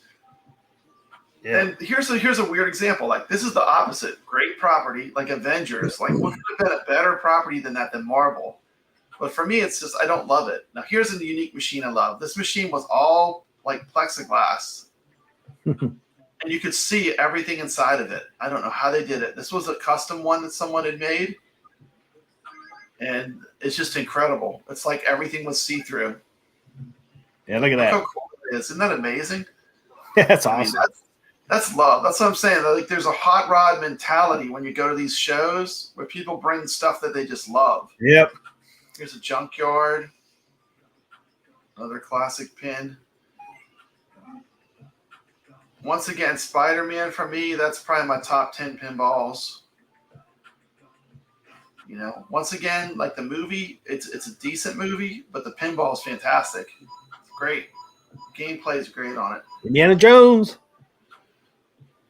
Yeah, this is actually the more modern Indiana Jones. Wow. Yeah. See the Ark of the Covenant up there? It has a 10-ball multi-ball. 10 balls. Like that chest just opens up and they just go everywhere. Now this is one of my favorites. This is actually Creature from the Black Lagoon. Yep. And I do have a version of this from Flipping Out Pinball in Florida, where they did a mod where they actually put the Creature of the Black Lagoon movie inside the middle of it. It's very cool. That's pretty cool. Starship Troopers. Sega. Yep, Sega Pinball. Sega. That was awesome. I love that movie. That was a good movie. This is a modern one. This is Hot Wheels. This is a real modern pinball. This one just came out. It's really fun. Got the Hot Wheels track. It has the they did all these cool, like, I don't know how to explain it. It's like stop motion, like animation kind of stuff. You see in the middle there on the screen, and the whole game tells a story while you're playing it with all this stop motion. It's awesome. It's so fun. Simpsons Pinball Party. Another classic. You got the reactors. I mean, who doesn't like The Simpsons? I mean, come on. Simpsons are awesome. I mean, now this is the Space Invaders pinball. This was the pinball that was made to go along with the video game property. And this is the actual Bally Space Invaders pinball. This is an ultra wide body. That's a wide one too. Yeah. It's super wide. And it has the what's really known for is the Xenomorph, which is an obvious alien ripoff. I mean, look, that looks like the alien from Aliens, didn't it? Now, this one has a really strong shaker motor. This game is called, I think, Earth Shaker, and this one just shakes like crazy.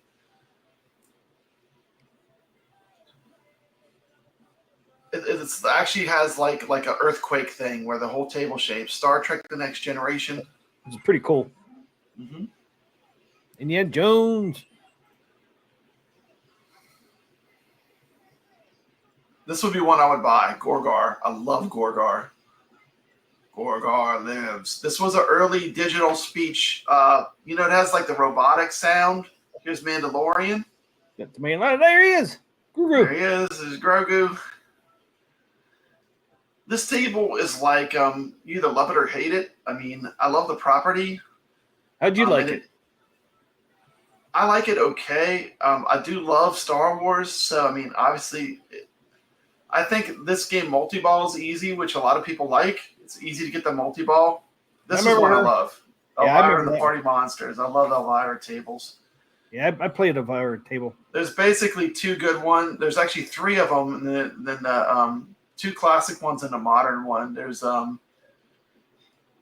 and the Party Monsters, and what's the other one? It's the one with the spider. I like the one with the spider more. Yeah, I can't remember which one I played. There's one that has a spider that spins around. Scared Stiff. There's Scared Stiff and Elvira and the Party Monsters. Party Monsters is the one. But Scared Stiff is the one I like more. Yeah, I think I played the Party Monster one. Mm-hmm. Scared Stiff would be one I would buy, but that's a real expensive pinball. That's a highly collectible pinball. There's a lot of people that want. You'll pay a lot for that. You'll pay as much as a modern Stern. Wow. Doctor Who. This Doctor Who table's cool. Now you see that thing in the middle? It kind of reminds me of the Godzilla. It has a thing that goes up and down, like the Derelict or whatever. Yeah. Now this Addams family is a little more tricked out. Like if you look at it, you saw Cousin It. I think it skipped by it, but if you look, I'm coming back to it. I'll come back to it. Oh. I thought I did. Maybe I didn't. But the Cousin It in that one was actually like they had done some like custom stuff. It's cool. Yeah, I backed it up. Yeah. Okay. Yeah, Go this tell is me when Party to stop. Monsters.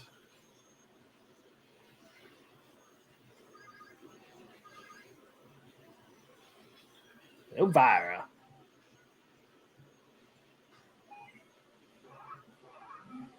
Bugs Bunny. Bugs Bunny. Now, that pinball had like carrots for the flippers. They look like carrots. I thought that was cute. It's pretty neat. Yeah, this is the modern Star Trek table. The 14. Yeah, I really backed it up. Dang. Yeah, you backed it way up. That's like a kind of like the Way back. Top Gun theme kind of with the F-14. Yeah. Remember, Top Gun was probably in the movie theaters when that table came out. The original Top Gun. There it is. Yeah, this one on the color DMB. Okay. Right there. Oh, there it is. See, it's actually like the Cousin It is like actually like a Cousin It. It was like it was really cool. I thought that was really cool. Like I said, they spend a lot of time on these machines and kind of like so tricked out, you know? That's pretty cool.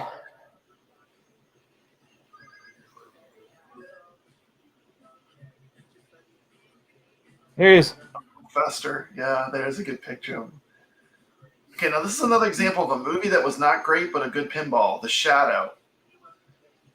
And Mandalorian look good. This is a pretty cool pinball. It's got the trigger mechanic with the gun. The Shadow. It's a pretty fun pinball. And based off a movie, but I don't think I've ever seen it. It has one of the Baldwins is in it. I thought it was based off 007.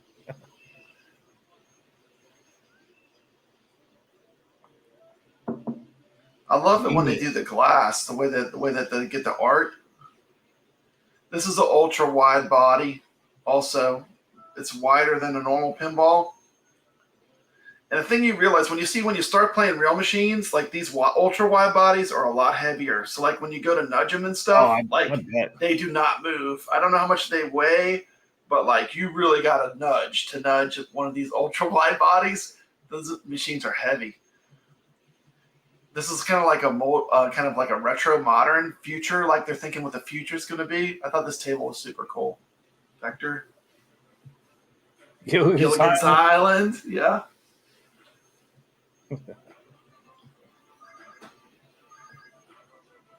No fear. No fear. That was kind of like a clothing trend. It was like a brand that was popular. Yep. Was it the 2000s or 90s? But for a while, No Fear was like a huge thing. It was just super popular. I want to say it was the 90s. 90s? Yeah, Johnny Mnemonic.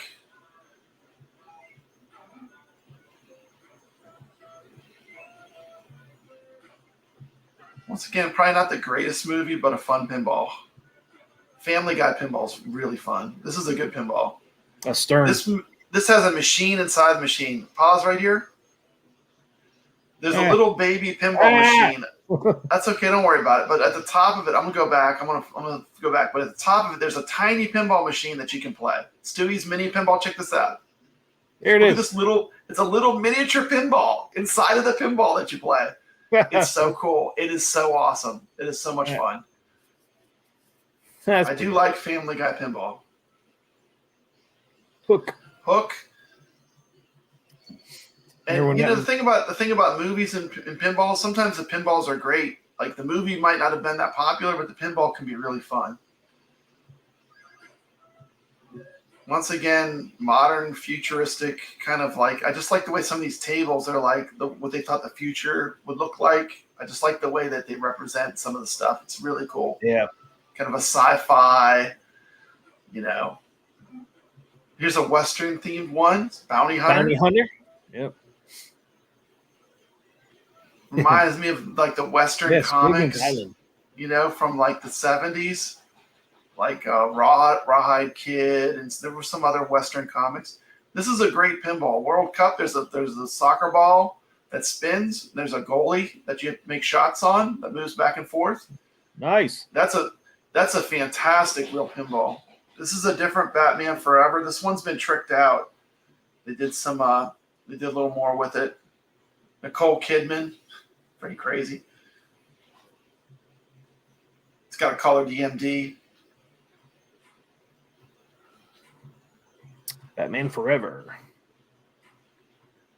That's it. All right. We got through it. Yeah, but if you like pinballs or arcade tours, check out my channel. I literally have a whole playlist. I got tons of them.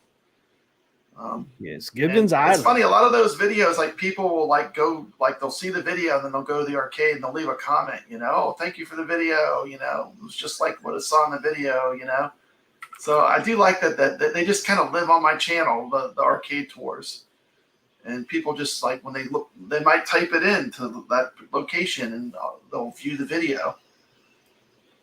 Goofy Foot, they got the boobs right for the future. Still popular. They're still popular after all these years. Gilligan's Island. Same. I figured you're too young to watch Gilligan's Island. Well, I guess you always watch reruns. Well, that was fun. I feel like I got a good fix of pinball, man. I'm ready. I need to go find some real pinball machines to play now. I'm all hyped up. All right, see you, Pop Brad. Have fun in your pinballs. You just walk away and start playing. Yeah, I'll have to find some place where I can play some real pinball. Dude, it makes me want to get at least a virtual pinball, man. I'm getting one. I'm telling you, you can't go wrong with the At Games Legends pinball. The entry level price and what you get for the money is a good starting point, you know. I guess. And if you don't even want to invest that, you can play virtual pinball on your PC. Look into VPX; it's free. There's also Pinball FX, which is fun. You have to buy the tables and stuff, but they have really good versions of popular machines. Like that World Cup Soccer is one you can play. They've got they just got Addams Family too. Heard Addams Family they're getting. But they have Creature from the Black Lagoon. There's a lot of good pinball. Like you can learn how to play pinball from playing FX3 too. The physics isn't as accurate as virtual pinball to me, but I mean it's still you learn the rules. And then when you play the real machine, you kind of know what to do, and it makes it more fun. Yeah. Yeah, I think I'm going to get that game, so I'm going to wait for the new one to come out. Yeah. And just remember, the $15,000, how many arcade expos can you go to for $15,000? You could probably go to every one across the United States for almost a year for $15,000. Yeah. And you could play pinball for days at a time, and they're usually, the pinball machines are in the best shape you'll ever find. It won't be $15,000 either. No, I'm a big fan of playing them, like supporting like those kind of events too. They work really hard to put on those arcade events like that. I can't imagine how much planning goes into that. It's got to be insane. Yeah. Grace says, I'm so glad I seen this. And where? Well, we know where's that arcade at? Located at the. Oh, in Pineville, Louisiana is the Waybacks Arcade. Waybacks. Yeah, that is a destination. It's worth going there. And then the conference was what? The Southern Fried Gaming Expo in Atlanta, Georgia. and when is that? Let me get you the current date. Hold on. Let me just look it up real quick. It's coming up. Yeah. Okay, good for it. I got Pinball Itch now. We'll be playing the ALP after the show. Nice good for foot. Sam, I'm 40. I guess I'm a little young for Gilligan's Island. I would watch these old shows with my gramps. Yeah, I mean, it's old for me, too. I mean, I think they stopped making Gilligan's Island late night. July 28th through the 30th. Yeah. July 28th through the 30th, Atlanta, Georgia, Marriott, Renaissance, Waverly. A little over 3 months. Yeah. Yeah, I think And Gilligan's the cool Island. thing is, if you stay at the hotel, you literally just go down into the on the ground floor, and that's where they have all the machines. So it's amazing. It's worth staying there. I mean, you can play so much games. Like you can play games like you never played them if you stay there, because you literally walk down and it's like on the same. It's connected to the hotel. Carl's playing green eggs right now. Green eggs and ham. Carl, are you getting to those upper tables? Have you gotten up to the top of the pinball yet? That's pretty cool. Yeah, Gilligan's Island, I think they ended in like early 70s or late 60s. Dude, I don't know if you remember this. You know the song Stairway to Heaven? Yeah. By Led Zeppelin? They had a song called Stairway to Gilligan's Island. And It was a mashup of the story of Gilligan's Island and Stairway to Heaven. You making this up?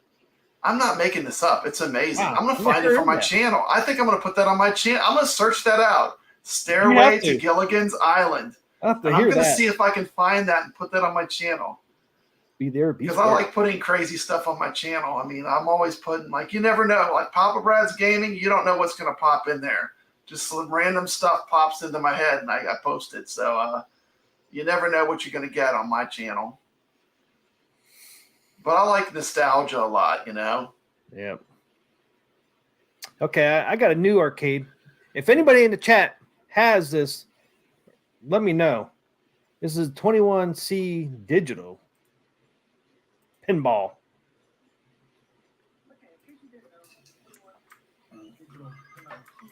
My volume's low. They had the haunted house you saw, and they had this black hole. And both are available right now through Walmart. Haunted house is $716, and this black hole is $549. I'm not sure why black hole is a little bit cheaper, but it is on Walmart. And where the flippers, where you stand where the flippers are, it's 31.5 inches tall. In the back panel, it is about 50.5 inches tall. And then the screen size on both of them, I do believe, are 24 inches. The black hole, I'm not sure. The surrounding looks a little bit smaller, but I'm not sure if it is or if it just looks that way because it's two-tone where some of it's silver and some is like a gray. I think it's the same looks a lot size. nicer. I like the way they did the bezel. Looks better than a haunted house. The haunted house the bezel looks huge. So there's those two, and both pinball machines come with 12 games each. And I do believe it's the same games on both machines. It's just a different skin on them. Here's some gameplay. Yeah, I don't know if anybody has any of these. Yeah, that's a whole lot of bezel. That's a whole lot of bezel. Yes, it is. P-Dubs did a video on. Here's some gameplay. Yeah. Why did I say that again? My video is. What happened? Actually, the funny part, you know what's funny, T? Like, you know a table I would buy? A black hole or a haunted house. I would buy either of those. Even though they're pain. I love black hole. It's got this the pinball machine inside the pinball machine. It has 3 floors. Both of those tables. I love both of them. Yeah, you can see that in here. You can see here is a pinball and a pinball. And Black Hole is also, you know what's great about Black Hole? It comes stock on the At Games Legends Ultimate. And I learned how to play it really good on the Legends Ultimate. And then when I went into arcade and played it, it was like I knew all the rules and stuff. So I really enjoyed it. Even though it's probably not the greatest version on the At Games Legends Ultimate, you can learn how to play the table, which is gold. Because when you play the real machine, I mean, it's like you know what to do. Oh, yeah. because with the black hole, you got to open the gate. So like when you come from the bottom to the top, so it doesn't drain the ball. But you can learn how to do it on the Legends Pinball, which I really that made that game super fun when I played it. But when I was a kid, the arcades were becoming big. I mean, I lived through the golden age of arcades. And you know what's funny? When all the arcade games came out, I remember they had like Miss Pac-Man had just come out. So they had a bunch of Miss Pac-Mans. And guess what the one pinball they had was? A haunted house. So Nice. to me, it's like, there wasn't a lot of pinballs at the arcades in those times. But haunted house was unique because it had the 3 floors. It had the basement, the main play field, and then the attic. So always loved that table. The yellow version of Elton John's Captain. Fantastic.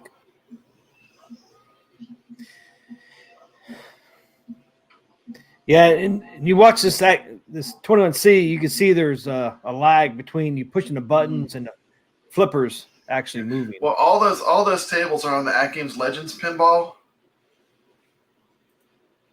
There's nothing wrong with the Gottlieb tables. I mean, people are spoiled. It's like, all of a sudden something new comes out, then like what's old isn't good anymore. I never got that. Like I still actually play Black Hole on my Legends pinball all the time. I don't know why, and I play Haunted House all the time. But I mean, it's just what you like, I like those games. But, so Goofy Foot said he had one of these 21C digitals. He said, "I had one. Run away from it." Run away from it. They're that bad, huh? They look cool. I know P-Dubs got 21C actually gave him one. He actually did a review on those, on the Haunted House one. But they're expensive too, man. I mean, they're not cheap. And to me, they're not worth, like right now on Walmart, I think it's just not Walmart selling them. I think it's people through that, or just they're kind of like Amazon on their website. Yeah. The Haunted House. I find with a lot of this stuff though, I mean, it's like you got to wait for the deals. I mean, it all goes on sale. Like I remember there were people getting like Legends pinballs for like $200-$300.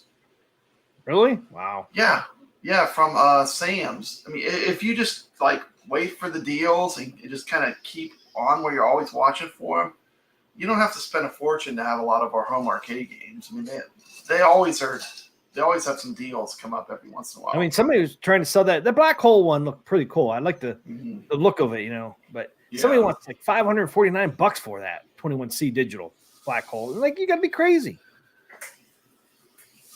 That game is not worth $549.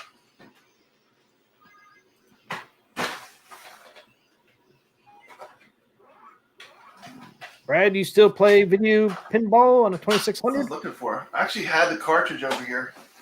Brad, you would like the MK Deluxe games, not including MK games. Joust and Bubbles are great. I do love Joust. Console fanboy. How do you like that Deluxe? Hey, found anybody on the games, console fanboy? Found anyone to play him?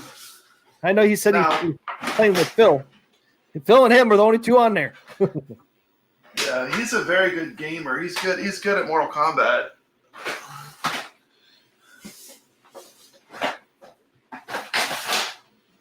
I can't find it right now. I'll have to look through them.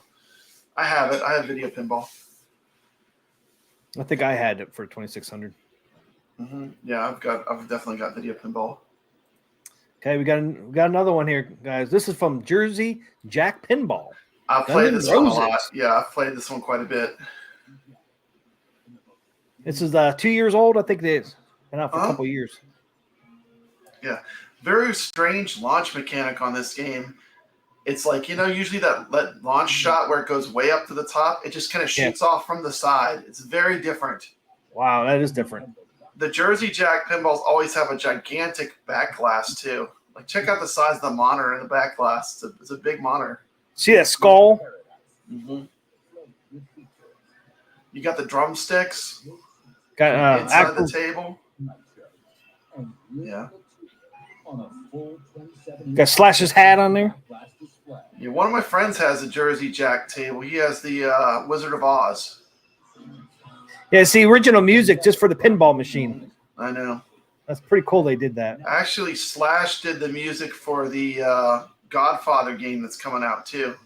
Oh, did he? Yeah, it's like he did the soundtrack, the guitar. Yeah. Slash is actually a pretty big fan of pinball. I think that's why they did this table, because of him.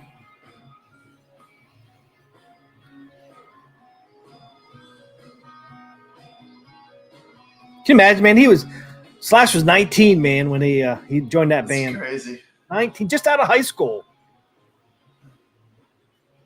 There he is. There he is. Look at that. Yeah. Look at that middle one with the skull on it, man. And that's your most expensive one. Yeah, it's probably like the Jersey Jack pinballs get very expensive. You think Stearns are expensive. These are like the premium. These are like the even above that. The limited edition, which is the is this one here? It's a limited edition one. That's $11,000. Yeah. The collector's edition, don't know the price because they're sold out. Yeah. Sold out. To this day, they're sold out. 2 years later. Big money, big money, big money. I'm pretty sure these came out in 2021. Mm-hmm. Sold out, man. Yeah, I've played these tables. So what do you think the collector's was? Probably about 15,000, probably. I don't know. I think the version I played, it didn't have the skull, so it must have been that. It was like that red one, I think. Yeah, that's the limited edition. Yeah, the collector's is the one with the skull.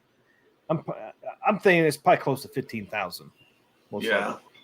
I mean, man, that's a lot of money. Damn. Lots of money. That's cool. Yeah, you can go to these pinball expos, and all these companies have these machines there. I mean, you can play them. I mean, like they'll have all the like at Southern Fried Gaming. They'll have Godfather. They'll have Pulp Fiction. They'll have all of them. They have all of them there, pretty much. You know, the ones that are the collectors and people that are buying new pinballs buy the most. They usually bring a bunch of them so people can play them. Like Stern will have like probably. They do these pods where they do like circles of machines, and they'll have like maybe like 4 Mandalorians in a circle, you know, whatever the games that they're coming out with are. And so you can, you know, multiple people will be playing the game at the same time. John D said they're going to be improving those MK games.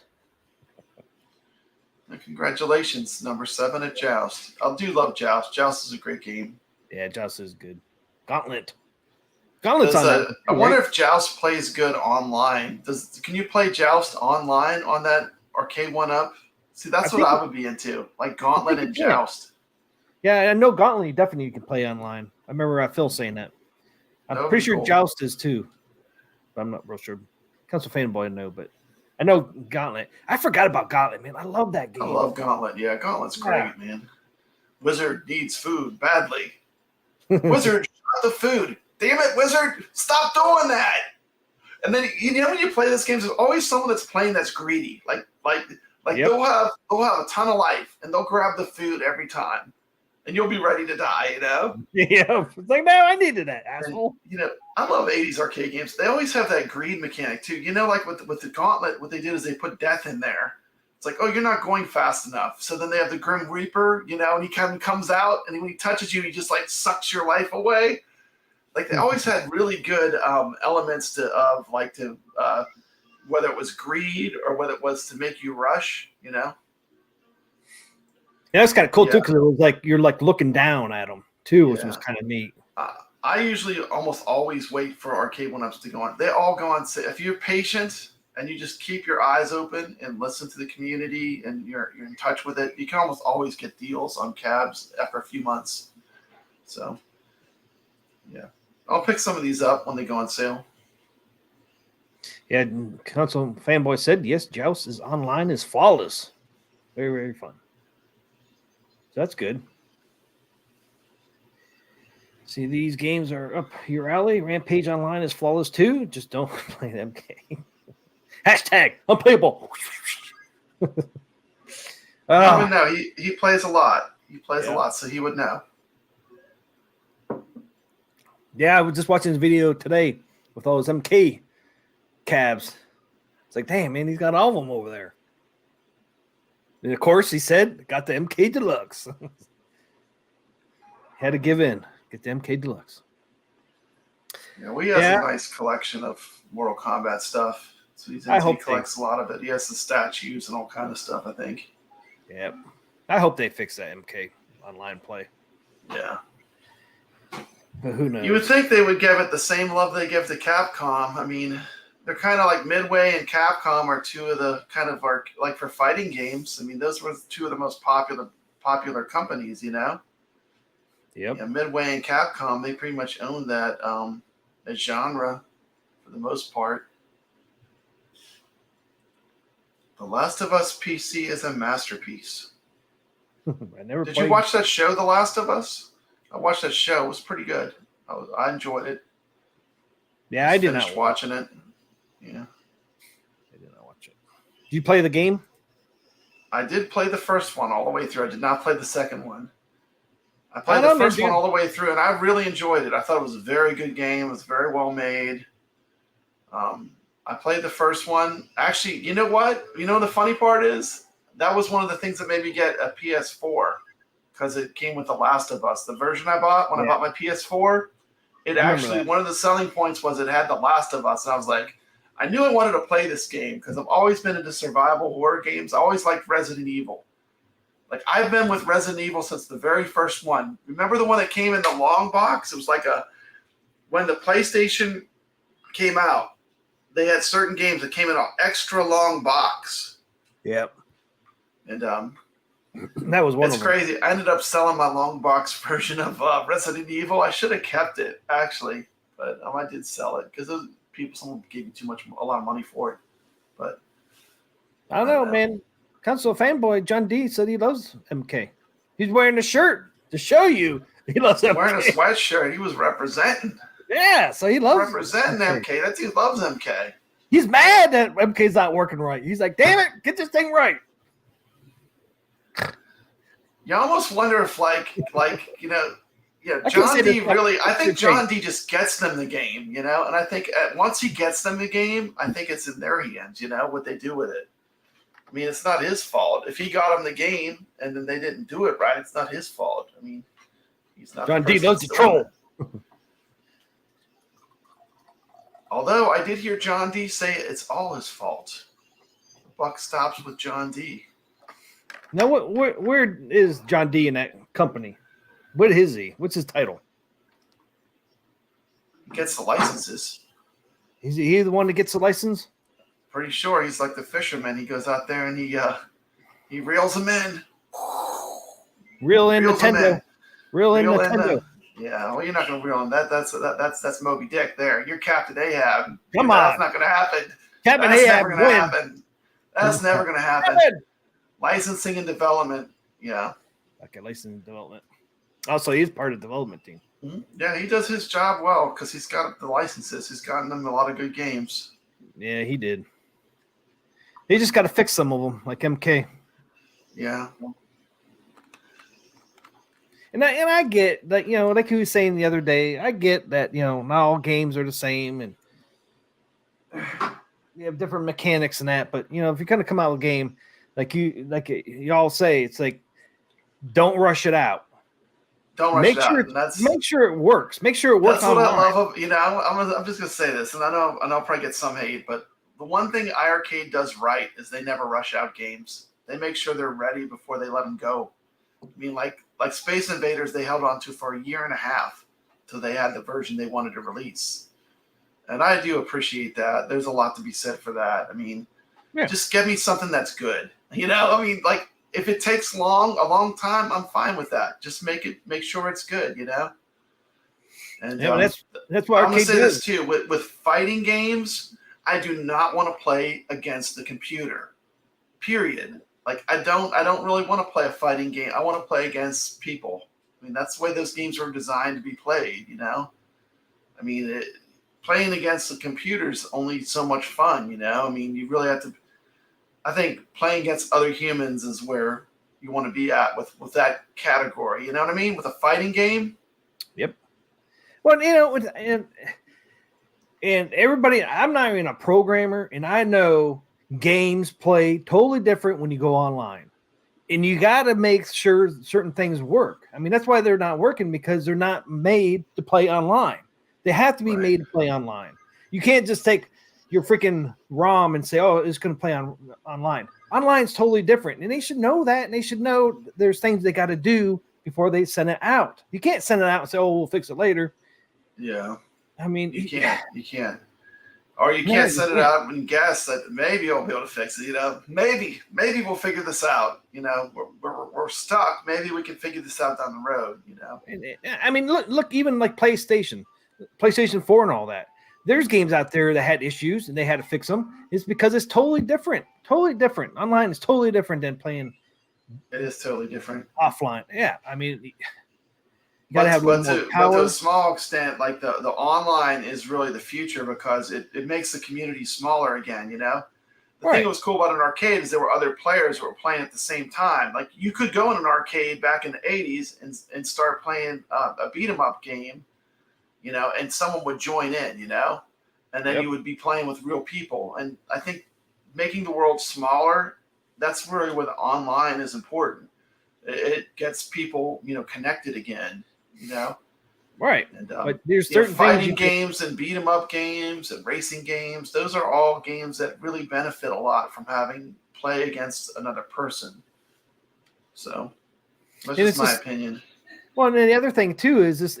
Go back to PlayStation 4 again. If you have bad Wi-Fi, you're gonna have a hard time playing Fortnite. It won't matter. But then there's people like us. Like I'm sure you have really good internet. I have the best possible internet I can buy where I'm at. People have terrible internet, and that's fine. But like for the people that have good internet, and it still doesn't work right. It's like and you're playing against a person that has good internet. I mean, they should have it worked out where if you have a good connection, it works well.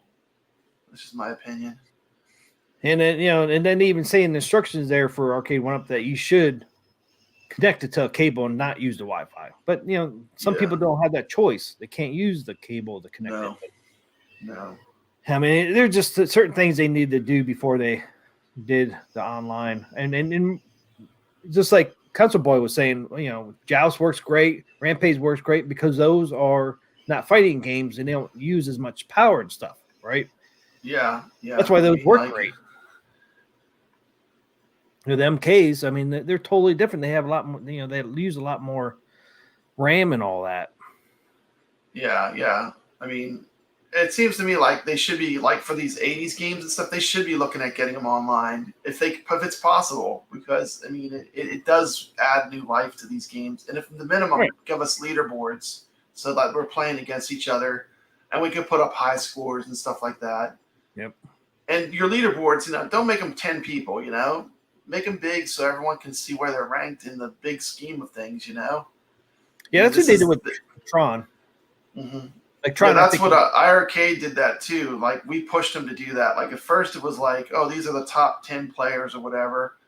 And I was like, no, that's the wrong direction. I mean, you want to be more inclusive. You want to have everyone score in there. And then you can see where you rank compared to everybody, or to a bigger group, Yeah, because I think Tron I'm on 326 right now, ranked. That's cool. So I think they show the top 25 and then they show me. And then there's like they're ranking past that. Yeah, that's cool. Yeah, and they have like one person above me and one person below me. I think I'm like 326, or at least I was.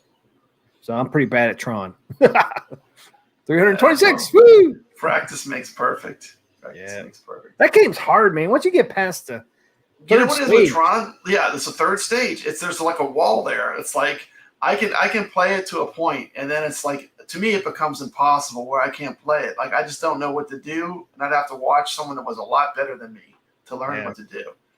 But that's kind of where I'm at too with Tron. Breaking those brick. I can do. Which stage is the worst? For me, it's the light cycles. Like the light cycles always get me. Like in that game, the other stages I can get through them. I can't get through the breaking those bricks or whatever. Oh, the MP. What's it? The MCP cone. MCP cone. Yeah, I can't get past. Yeah. I do the spiders.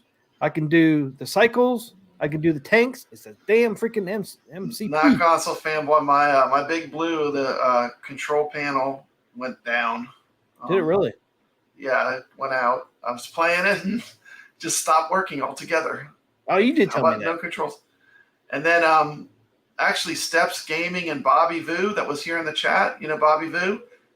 Bobby and Steps helped me diagnose it, and I found out it's the controller board that does because I could plug in controls from another arcade one-up and play the game. I mean, get it started at least to make sure it was working. So my PCB is not bad. I just need a new control panel. But that happens. Arcades break. Like if you play them, if you really play, I'm serious. If you really play and you play these things aggressively, they do break. I mean, but it's not like that much technology. It's buttons and stuff. It's like, but.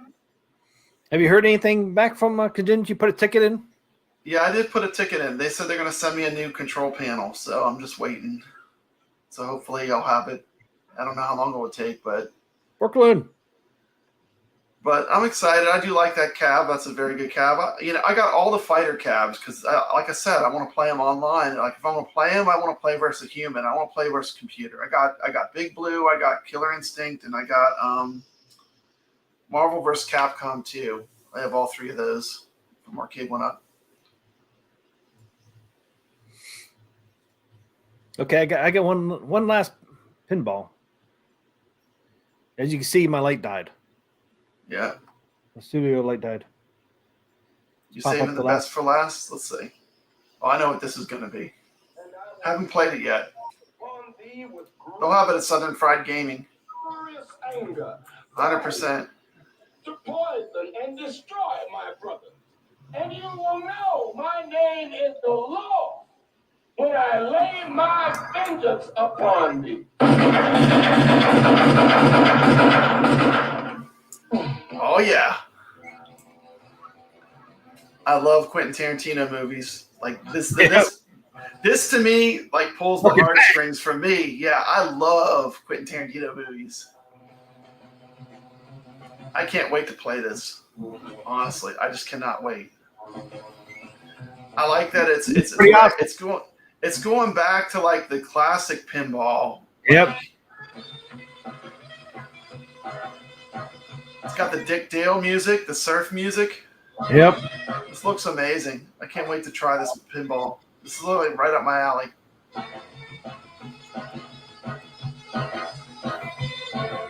Look at that. Speaker grills. Yeah, it's cool. Looks like a jukebox. It's amazing.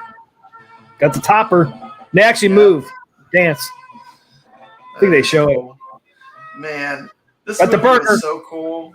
Yeah. When we did the iArcadians Retro 90s, we did a whole section on Pulp Fiction. Pulp Fiction was amazing. When it came out, it was so cool. So different from everything else that was out. And that's what Tarantino does well. Yep. He kind of does his own original thing, and he doesn't really follow the trend. That's why his movies are so good. There you go. Yeah, that's cool. And remember, like when this came out, John Travolta, this was kind of like a comeback for him. Yeah. He was kind of on his way out, and then there's a great documentary you can watch on the making of this pinball right now. Pass watch. 250 lines of dialogue. Yeah. Coming soon. So this ain't out yet. Yeah, that's what I was going to tell him. It's classically Quentin Tarantino demanded that this game was like this. The first version of the game, they were going to use just the poster art with Uma Thurman laying on the bed. The classic Pulp Fiction poster for the movie. And Quentin Tarantino, like it went across his desk, and he said, "Nope, this is not it. This is not it." And that they listened, but very cool. Very cool. There's a really great documentary you can watch right now about this pinball, and it's pretty cool to learn all the history of how this machine was made. They got a lot of the original designers of some of the classic pinballs to actually make this machine. Yep. Like that mark. Yeah, okay. Now, if you want to buy one of these, got to turn on my light. I can't see anymore. The limited edition is $9,500. And then the special is $8,000. So it's actually on the cheaper end. Yeah, it's a middle tier. So I mean, less than 10,000, you can get one of those. Yeah, it's pretty cool. Not bad. That is cool, man. If I had the money, man, that'd be one I would. And the thing about pinball is, like, you got to play it. Like, I would never buy a pinball True. without playing it. Never, ever would I buy a pinball without playing it. Like that one believe it there, or not, one of my favorite pinballs that I really love is Deadpool. And Deadpool, it's about playing it, the way the game plays. It's not even the property. I mean, I do like Deadpool, okay, but the way the game plays is so amazing. The gameplay mechanics of when you're playing the pinball is what matters to me the most. I mean, that one in Guns N' Roses, man, just the music alone would draw me towards it. Oh, I know. Yeah. Just some classic music there. It's funny, but like I was saying, it's not always how much it costs. Like Guns N' Roses is a lot more expensive than Deadpool, but I would rather have a Deadpool than a Guns N' Roses, only because of the way the game plays. Like the thing I don't like about Guns N' Roses is the launch mechanic's weird. But you know, there are probably people that love that. You know, it's like, oh, it's different. There's no pinballs that launch like this. But you know, for me, it's like it depends on what you like. That's what I'm saying. Go play pinball. Go to events. You know, spend the money. It's worth it. Yeah. Yeah, it definitely is, because you know all pinballs are. I mean, they're all different, totally different. They're all different, and you're not going to determine what you really like till you play a bunch of pinball. Yep, something that you think you would like, you play it, and they're like, "Well, shit, this ain't what I thought it was going to be." Yeah, I can totally see that. Yeah, it's like The Godfather could be that way for me. Like, I love The Godfather. Godfather's like a movie that I love, but that doesn't mean it's going to be a great pinball. It could be a great pinball. It's a good license, but I mean, they're kind of independent. Like I said, that's the thing you learn about pinball. Some movies that are not great movies have great pinball machines. Like Last Action Hero is a great example of that. It's a fantastic pinball machine. You know, I forgot I do have The Godfather. Oh, let's check this one out. This one's interesting. I can't wait to play this pinball. So this is The Godfather 50th anniversary from Jersey Jack Pinball. Yeah, T2 pinball is great. I would put that on my top probably 10 pinball tables. The original T2.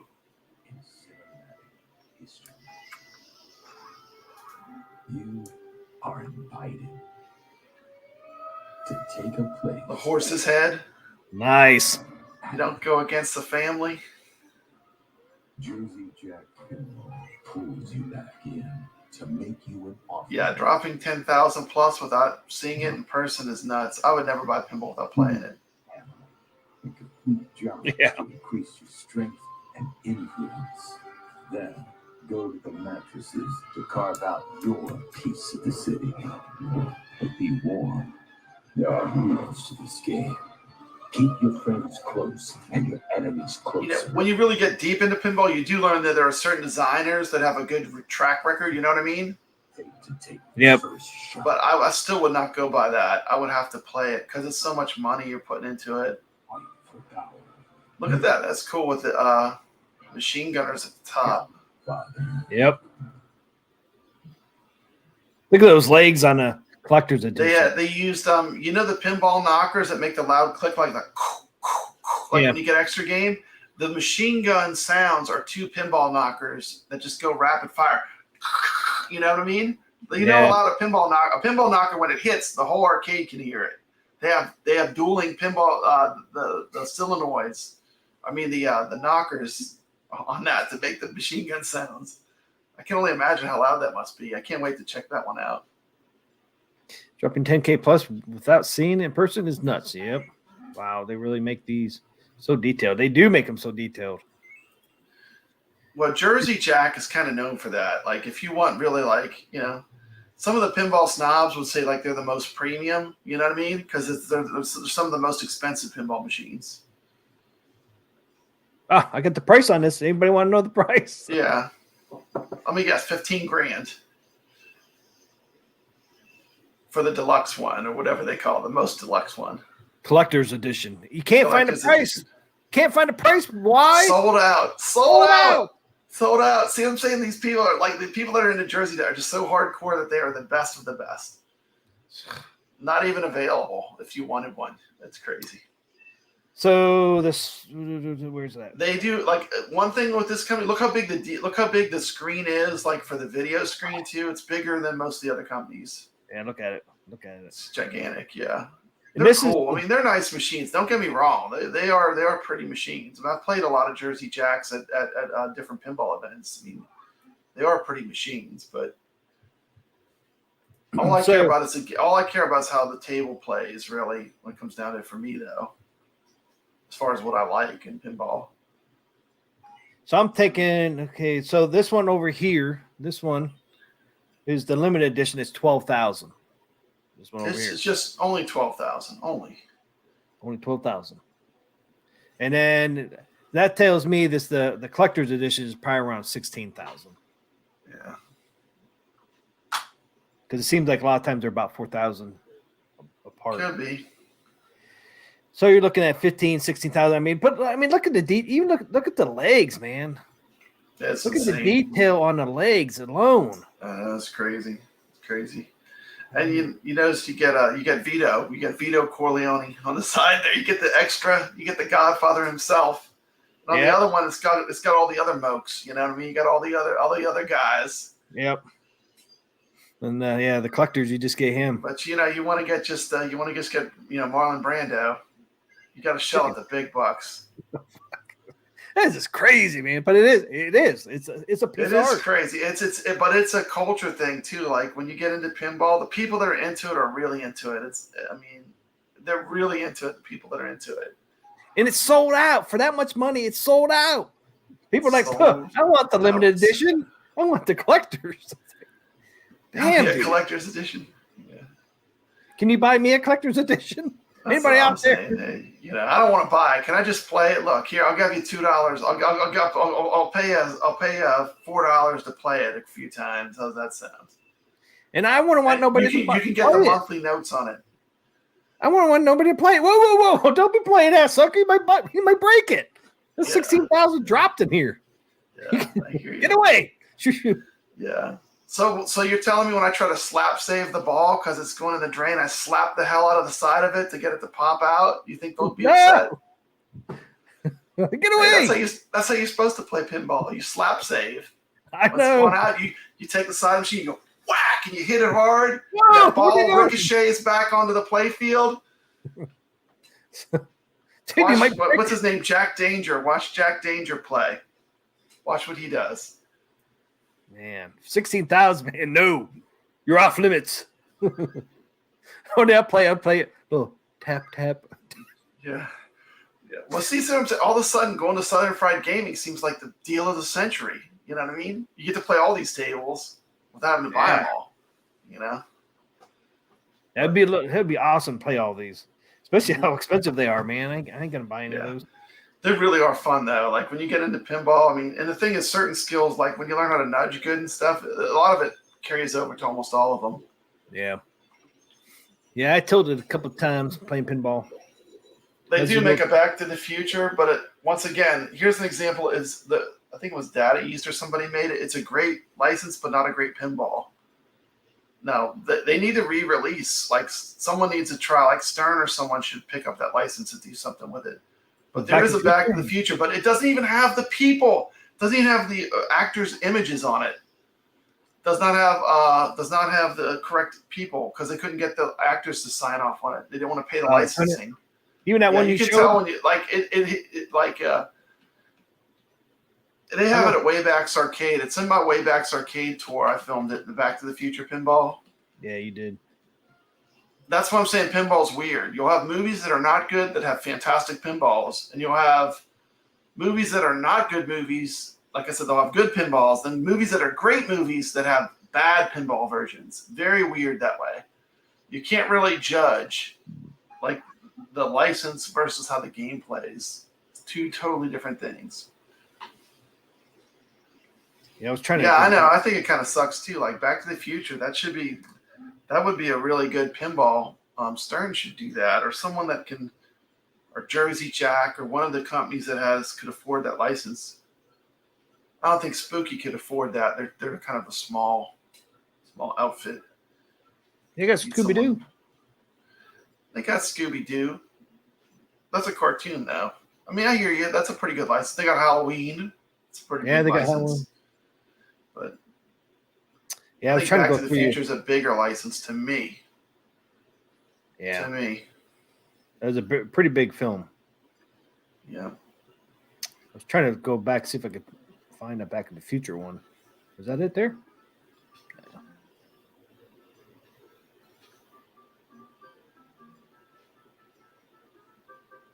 Was it after Terminator? I can't remember.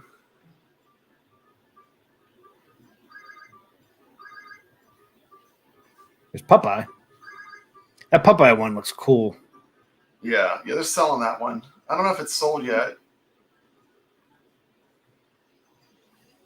I thought about, like I said, if I'm going to buy a pinball, I'll probably buy an Old Williams. What do I buy first? This is my first pinball.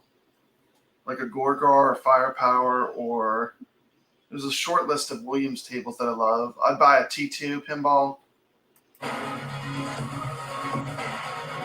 There it is. There it is, right there. I'll freeze. Ah, Oh, you can't freeze it. Okay, you missed it, but like it's not the people. Like, look if you go to the art, like freeze it right there on the back glass. I mean, that would drive me nuts. Every time I would look at it, I'd be like, "Where's Michael J. Fox?" You know, he's right there. that's I see not him. Michael J. Fox. It doesn't look like him at all. Looks like some dude wearing aviators. It does not even look like him. Doc Brown doesn't even look right. Look at Doc Brown. Yeah, look at him. Yeah, Look at it. It looks like a totally different person. Yeah, it looks like him. Look, they got the same jackets and stuff. Yeah, that's them. Mm-hmm. Daddies, yeah. Not. I know. Yeah.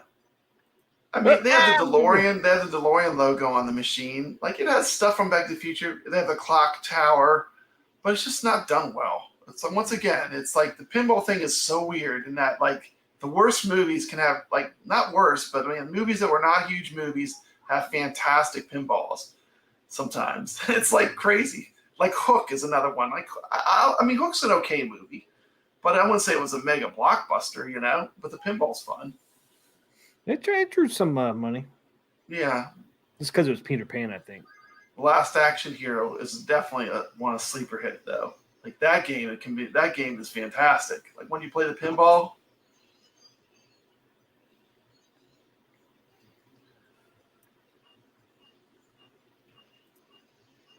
So what you been up to, man? What's coming down the road, T? Not much, man. There's a DeLorean there. There it is, yeah. See DeLorean? And you got the clock tower on there. So that's all you got. So there is the Back to the Future. Oh, wait, there was Ghosts and Goblins. Wait, you saw there's the actual real Ghosts and Goblins arcade that New Wave Toys is putting out. Oh yeah, there it is, right there. It's the actual machine. Yep, there it is. And yeah, they are like super hardcore. Like as far as like having the controls perfect and the way the games look, they're really hardcore about that at Wayback's Arcade. Yeah, and, who knows that Ghosts and Goblins? Was that you, Brad, or somebody else? Yeah, I noticed that. Yeah, because I remember it was in the lineup. WrestleFest, Ghosts and Goblins, Double Dragon. Yep. And then there's a Primal Rage on the other side of that. And then Karate Champ is on there too. Yeah, I do believe. There it is. The Karate Champ has what's John Van Damme? It has Van Damme on it by the fist. There was like some autograph stuff they did to the marquee with Van Damme and the guy that fought him in Karate Champ was in some kind of movie or something. Bloodsport. It was in Bloodsport. Yeah, they got him to make a little thing on the marquee. It's pretty cool. But, yeah, Karate Champ has to have the dual joysticks. That's the only way to play that game. Yep. Yeah, I played an early karate fighting game. K2. There's K2. Mm-hmm. Soul Calibur. Great fighting row. MK4. Yeah, the MK4 Real machine. They have all the Mortal Kombat's 4. They have Ultimate. They have 2, and they have the original. They have all of them. Yeah, nice.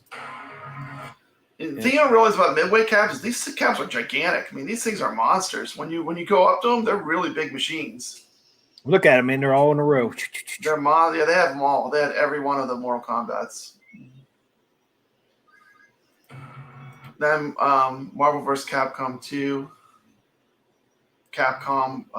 Marvel vs. Capcom. They have a good row of fighters. Yeah. That was a pretty good row right there. What, the heavy barrel machine? You know what I've been up to? What have you been Modding up to? Dreamcasts. I did a video where I showed how you mod a Dreamcast shell, and you take it all apart and you make it into a cooler Dreamcast. Instead of that white PC color, remember the computers from the 90s where they were all that that white cream color?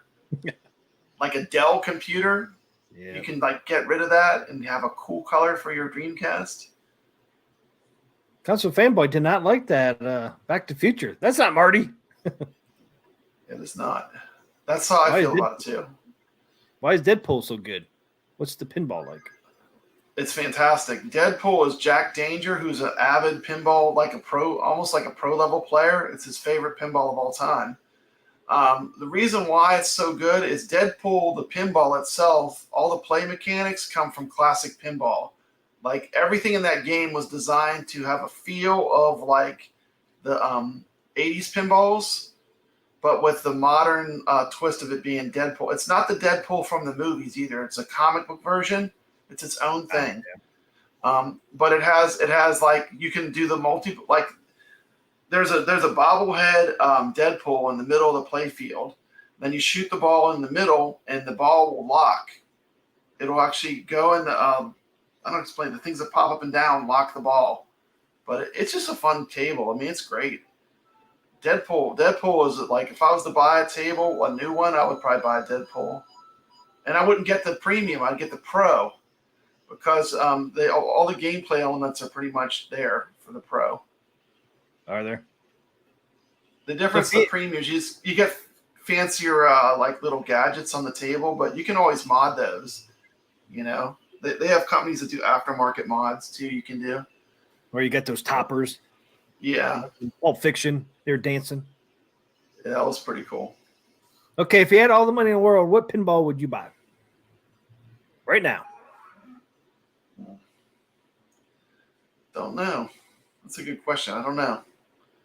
Ask me when I get back from Southern Fried Gaming, and I'll give you an accurate answer. Well, you went last year. Like, okay, I can tell you. Okay, tables on my short list. If I was to buy a pinball, these are on my short list. Okay, there are certain ones that are too expensive. Like I could never afford them. Adam's Family, Twilight Zone. Wait a minute. Adam's Family, Twilight Zone. Too expensive. They're super collectible. The Elvira tables I like. Yeah. Especially I like Scared Stiff. If I was going to get an Elvira table, that's my favorite one. I like it more than even the new one. And then I would look at I like all the classic Williams tables. I like Gorgar. I like Firepower. Firepower 2 is not bad, but those two I like more. Gorgar and Firepower are favorites of mine. I like the original Gottlieb tables. I like Black Hole. I like Haunted House. And those tables are a little wider than normal and a little bit heavier than normal because they have the 3 play levels. Classic pinball I'd buy would be a Black Knight 2000. That's another good one. That's an old one. That's fun to play. There's quite a few. I'm probably missing a bunch of the ones that, Tales of the Arabian Nights. Once again, it's an old one, but it's expensive, pretty popular. Or,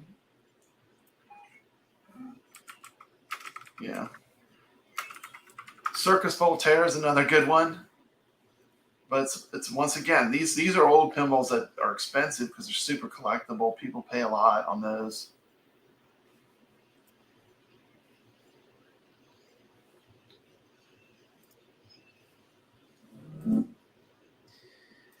Yeah, I can see that. Kiss. Gray says Kiss would be his to get. Yeah, that Kiss one's pretty good.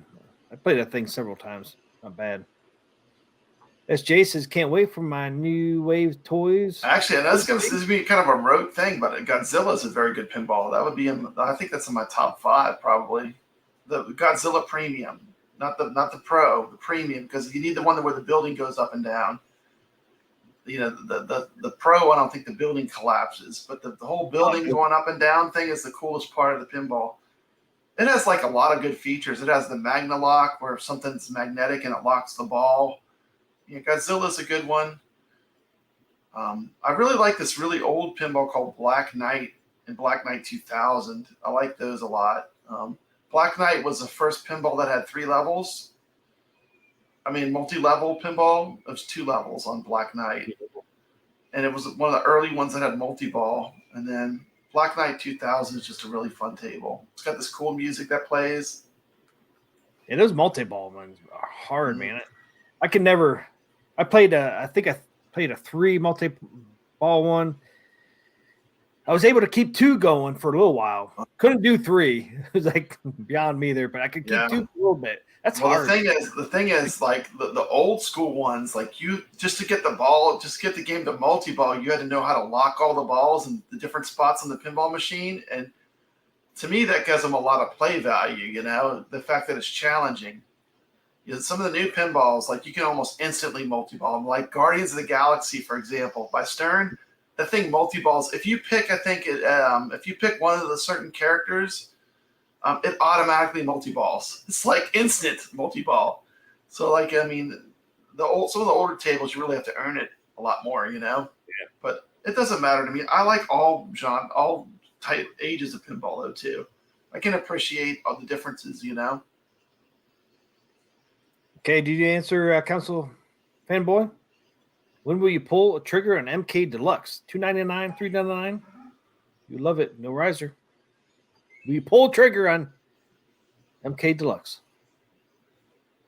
I don't know. I mean, probably like $299 would be pretty easy to just like definitely get it.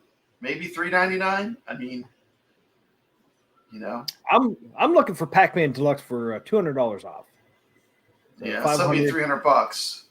$299. That's what I'm looking. You know, for. I bought my Namco. Like one of my first videos I did was like, I see you got the Namco Legacy. I have the same cab. That was one of the first videos I did when I started YouTube. And I think like the $300 price point for me is sweet. Like that's where I feel like I'm getting like my money's worth. You know, I realize that's probably a good bit off on what Arcade One Up once out the gate, but for me that's a sweet spot. You know. Well, that's where I got. My Street Fighters 2, when I turned into Mr. Do, was $300, and my Pac-Man was $300. Yeah, so you're the same thing, you know. Yep. I mean, that makes them like the value is right where it should. Like that's about where I think it's perfect for that. But one thing I did notice on Phil from PD7 when he did his class of '81, that marquee, man, actually looked really, really good. It does look. It looks like they're improving some, you know, which is good. Well, I think too is because it's black.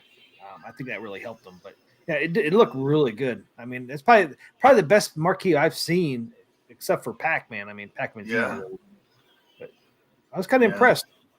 I would rather have a Miss Pac-Man looking cab than a class of 1981 cab for several reasons. The main reason though for me is because it's not using the real ROM. Like what? Yes. If you're arcade rat like me and you know about arcade games, the class of 1981 ROM had like the regular and the speed up versions of Pac-Man, Miss Pac-Man, and Pac-Man. So I mean, it makes it something different than what that machine is. But I mean, I understand, you know, people still like it, but I saw someone put out a video. Kessel's Arcade put out a video on the class of 1980. There was someone in there that was saying Pac-Man, this Pac-Man doesn't play right.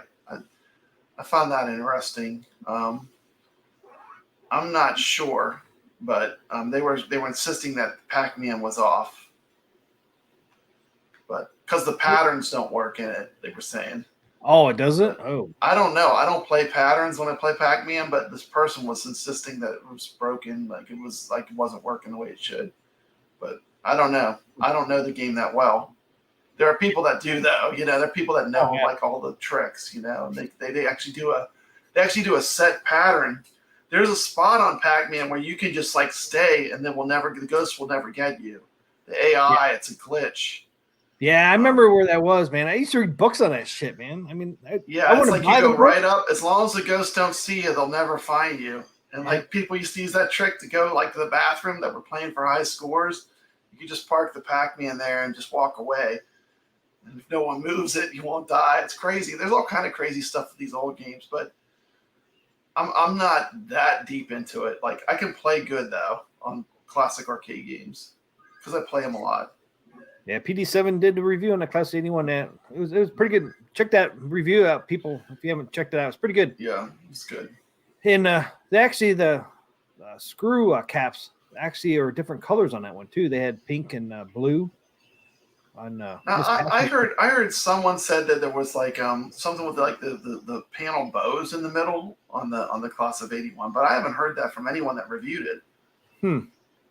I mean, how would it bow though? Because especially how that I see how they're put together. I don't know. I heard there was a couple of posts I saw, but I don't know. It seems overall though that they're going the right direction, you know. So what do you think the real reason is? I don't believe the hype that Miss Pac-Man got stolen. Come on. There's no way that freaking machine got pulled. That Miss Pac-Man Deluxe, they were like, oh, they got stolen. They didn't get no damn stolen. What do you really think happened with that Miss Pac-Man Deluxe? I just think they didn't want to put it out Miss Pac-Man and Class of 1981 because they figured that one would sell better. They figured this one would sell better, I think. But you know, I mean, the graphics are better. Like I would rather have a Miss Pac-Man looking machine, but that's just me. You know, I would too. I mean, I like Alka. You know, they'll come out with another one. They got the license. They'll come out with this. You know, a year from now, next year, they'll drop another one. And it'll probably be the Miss Pac-Man design. You know, I don't know. That's been what I wanted to have in my arcade. I have not bought. I mean, like I have a Pac-Man. I have a Street Fighter. I have a Marvel vs. Capcom. You know, I have a Killer Instinct. You know. Miss Pac-Man is one of the ones that is on my short list to get eventually. I don't know.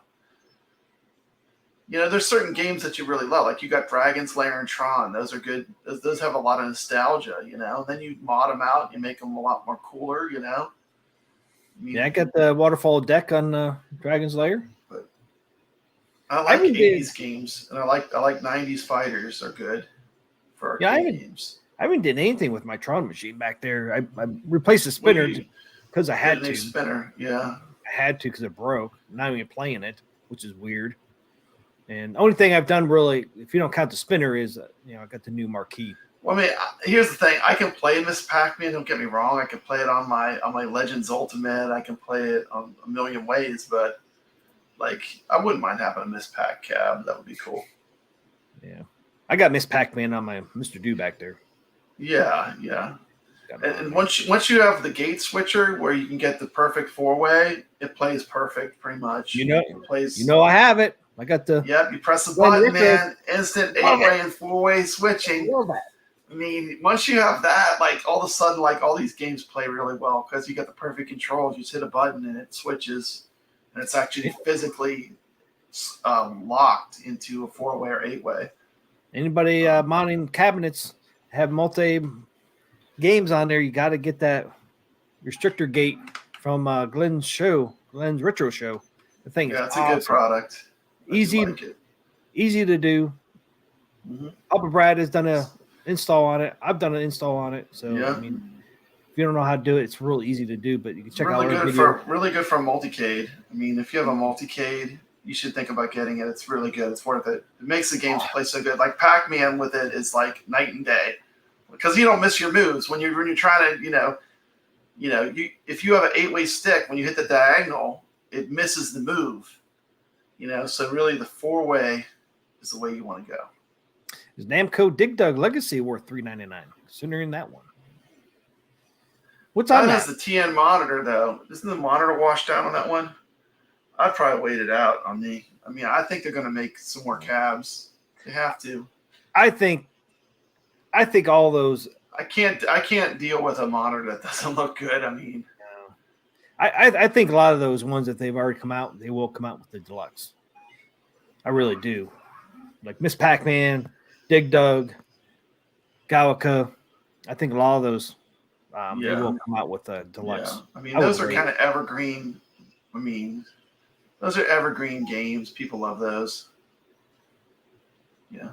Are you guys getting FF Cab next month? I feel I as you won't were be. positive I for won't Fast be. Furious. Nah, I won't. I won't be. And you know, a lot of the driving thing for me, like I got the driving games for my grandkids because like I spend 2 hours in a car every day. The last thing I want to do when I get home is grab a wheel and drive some more. You know, it's like I just had enough driving. You know, anything but that. You know, but that's my personal thing. So Yeah. I mean, you know, if you wanted a Dig Dug, not in, you know, or at least play Dig Dug, Pac-Man is the way to go because the Dig yeah, Dug. the Namco Legacy has a lot of good games. I mean, you get Pac-Man, you get Dig Dug, you get Galaga. Those are 3 great arcades. If you like classic arcade, those are good ones. I mean, everyone loves Galaga, you know, Pac-Man and Dig Dug. Those are good games. Those will always hold up. And you go is, and if you don't want, I mean, make it a You little get other stuff customized. too. Yeah, you can customize a little too. You go to John Sable's and you can get the Dig Dug marquee for it. I'm thinking about buying that for my Pac-Man back there. Get the Dig Dug marquee. I love that marquee, man. Yeah. And you can just slip it right on over Pac-Man because you're not going to see Pac-Man. Pac-Man won't come through. You'll just see the white. So that's kind of cool one that you can actually slip on different marquees on that one. Yeah. And then if you can always put side art on it too. I mean, but Yeah, it's a lot of work to reskin a cab though. yeah, you can always at least get the marquee though. I mean, you know how. I mean, you can always keep it yellow and put the side art on there. Wouldn't look right, but you can always get the marquee though. I think I'm going to buy the Dig Dug marquee though. Dig Dug's. Yeah, Dig Dug 2 does suck. I Yeah. agree with you. I tried to play that, man. That game is trash. Yeah. Trash. Trash game. I tried to play it. I can't. Why bother? Try, Yeah. try. Yeah, I hear that. Yep, it's trash, man. I thought it would be a cool game, and I'm like, I got to give it a little. I got to play it a little bit. I actually got Dig Dug playing back there right now. Hey, look, we got Super Metal Gamer Man. Now this guy is cool. I don't know if you've checked out his channel. This guy has some cool videos. I've really enjoyed his content. He did this one video where he shows like almost every kind of arcade button you could put in a machine. It was so awesome. I loved it. I shared it on my channel too. But this guy makes some good videos. Shout out to Super Metal Gamer Man. If you are not subscribed, do yourself a favor. Go to his channel right now. This guy has really good home arcade content. He has a lot of cool videos. He has a video where he's playing Marvel vs. Capcom from his couch. Pretty cool stuff. Give him a sub. This guy I like. Super Metal Gamer Man. That's for you. Been enjoying your content. I just wanted to give you a shout out. Thanks for being here. Nice. Yeah, I have to check him out, man. Check him out. Yeah, I mean, I don't know anything about that. I would think they would have a couple of those games on there, you know, for the Fast and Furious. You would think they would have in there like a Tokyo Drift. There's like a couple different versions of it. It seems like they have quite a few. I mean, they have quite a few. I was looking at it up today, and I mean, there's a lot of Fast and Furious. I mean, I know they have it's like a series of like Raw Thrills games. I mean, it starts at 2004. I went all the way up to 2015. There's at least 5 or 6 games of Fast and Furious. Mm-hmm. So they could put all those on there. I didn't realize Fast and Furious had that many games out there. Yeah. I was kind of surprised. I don't know. It's almost like you know what's crazy about racing games though? Like arcade racing games, are they really where it's at? I'm going to give you my viewpoint on this. Okay, arcade racing games are designed when you get a quarter, and you're definitely going to eventually die and run out of life. It's a limited time. They don't want you sitting on that machine forever. So it's going to get hard enough that 99% of the people will be knocked off by the second race. Most arcade racing games will let you get through the first race, but the second race are designed where they're going to pretty much knock you out or you have to continue. That's what I find. But is that really the ticket? I mean, home consoles where you really drive, where you're driving more. I mean, it seems to me that's where the magic is, you know, because you're actually getting to drive the vehicle longer. What do you think about that? That's why I think like the buy stuff arcade thing is kind of cool that they have for the Ridge Racer. Because, like, you know, a game like Daytona is pretty fun because, you know, you get to play for a while. Yep. I mean, look all this. Look at all these Fast and Furious games they have. Now, they're not all of them arcade, but I mean, look at how many they have. Yeah. I didn't realize Fast and Furious was this big of a franchise. Huh? It's a huge franchise. Look, I mean, you got 6, you got Showdown. I mean, look at all these 3D. You got 7. The Fast and Furious, the phone game. I mean, I didn't realize how big they are. So, I mean, there's a lot of games that go. There's your Drift. 2010. Apple and Microsoft. I mean, there's a lot of Fast 2 Furious. I mean, so yeah, there's definitely quite a few games they could put on that cab. Definitely. Yeah. Yeah, it'd be interesting to see how many they put on that cab. If they go about 3, 5, I mean, are you gonna? They could put all 7 on there. It'd be interesting to see. I don't think it would go as much as 7. I'm thinking 3 would make sense for them. You know, that's about like what they would normally do. Right. I mean, if it's a 1-game cab, that's a pretty tough sell. Yeah, there's no way. You know, There's no reason why cab they is a tough sell. Yeah, 1 game would be bullshit because they have so many different games on there. You know, I have the Ridge Racer cab. And the games are too much the same in that cab is my problem with it. You know, it's like, it's not really a problem. I mean, but I mean, it is pretty much that is the way the game is designed. The first race you'll get through, but they get so hard, so quick. And arcade racers tend to be that way. I don't know. So what games are on that Ridge Racer? Well, you got Ridge Racer, you've got Rave Racer, which is like a little cooler. I like that one a little bit more, actually.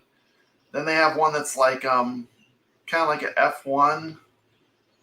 I have to go look, but they're more, the games on that cab are all very similar to each other. I find. And I think it has Rad Racer too. There's like a couple different ones, but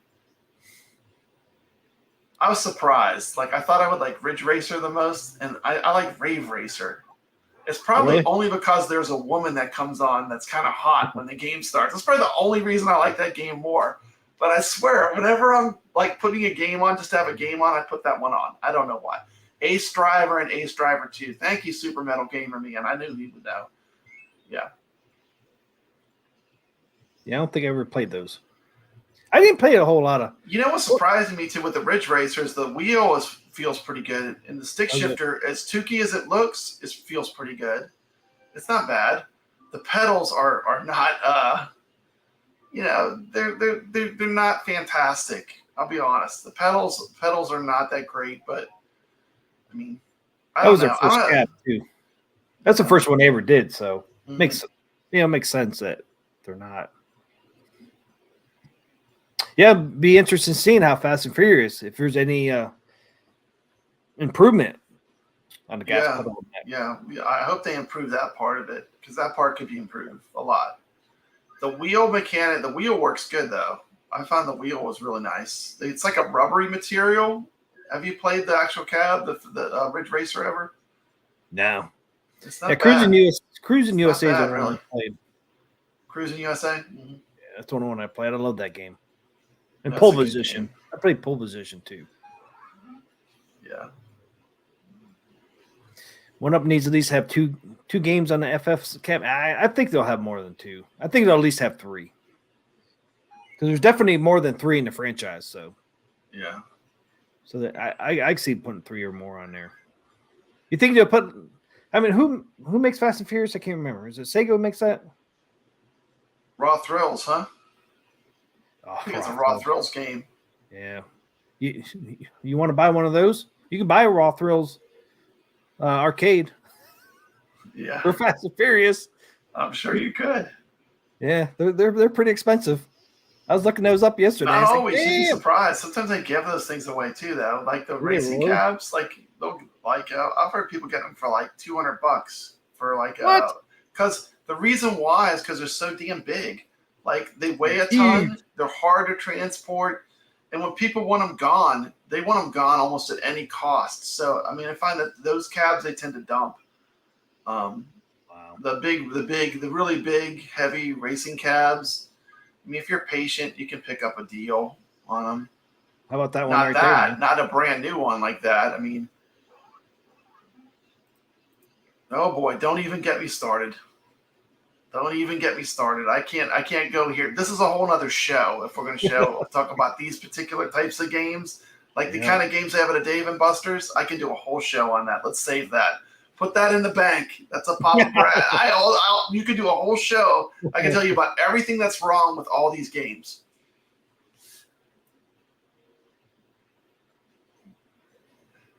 And that sucker. Now that yeah, cruising's great. Sneak peek to another arcade talk. Yeah, we could do a whole show on the current state of commercial arcades. That Raw Thrills, you know. If you want to go check them out, man, it's just, some of those things are amazing up there. And how expensive they are. Holy shit. They are.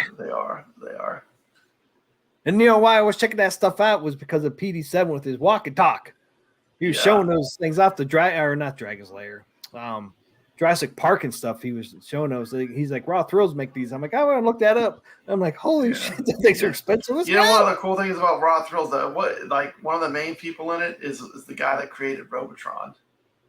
He's one of the main people at Raw Thrills. Oh, is he really? Yeah, Eugene Jarvis, and he's designed several of my favorite games of all time. So, you know, as much it's not hate for the creators or anything. It's just like I just don't like the direction on a lot of those big stupid. I call them big stupid games because they're just gigantic like games, and like you cannot win. Like don't give me a Space Invaders that automatically kills me, and there's no possible way to win, and then give me 2 tickets. That to me as a fan. Yeah, or wait, I played really good. I get 8 tickets, okay? Ooh. As a fan of arcade, nothing to me is more of a downer than that. It's like that's taking away the skill element. If it's designed where it automatically kills you, I mean, I don't know. That's a whole show. We'll do a show. We have to do a show on that. I got to get my ducks in a row, and I'll present my case. Yeah, I mean those games. I mean, you saw the motorcycle one. Fast and Furious. Yeah, those things are something else, man. I mean, the price tag. This arcade is $20,000 for this Walking Dead arcade. It has a crossbow, and you walk into like a little environmental cab. I mean, that's one of the ones that I hate a little bit less. But I mean, like some of them are just like they're crazy. They are crazy. I didn't realize. I mean, I kind of knew they existed because I don't go to Dave & Buster's and all that. I mean, I used to go to Chuck E. Cheese with my son, and they didn't have anything like that. But I knew they existed. But man, I didn't realize how expensive they were. They are. I was like, hey, maybe I'll maybe buy one of those Raw Thrills. I was like, no, maybe not. Yeah. They don't make small versions.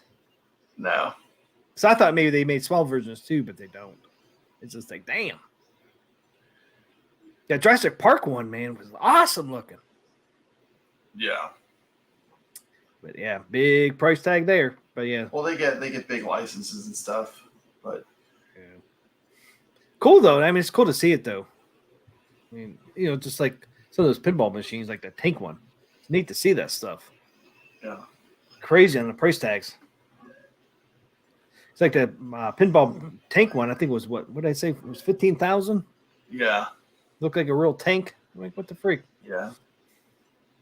Maybe you'll see that one down at the. Yeah, they'll have them all. Convention. They have it all. They have it all. I have no doubt. And I guarantee everything. They'll have that. I'll only film it at all. Like when I go to make content. I'll have it all on YouTube. And you know, those guys seemed, American Pinball with the tank. They seem pretty approachable. You might be able to get those. Because I guarantee they'll have that one tank that actually moves with the remote control.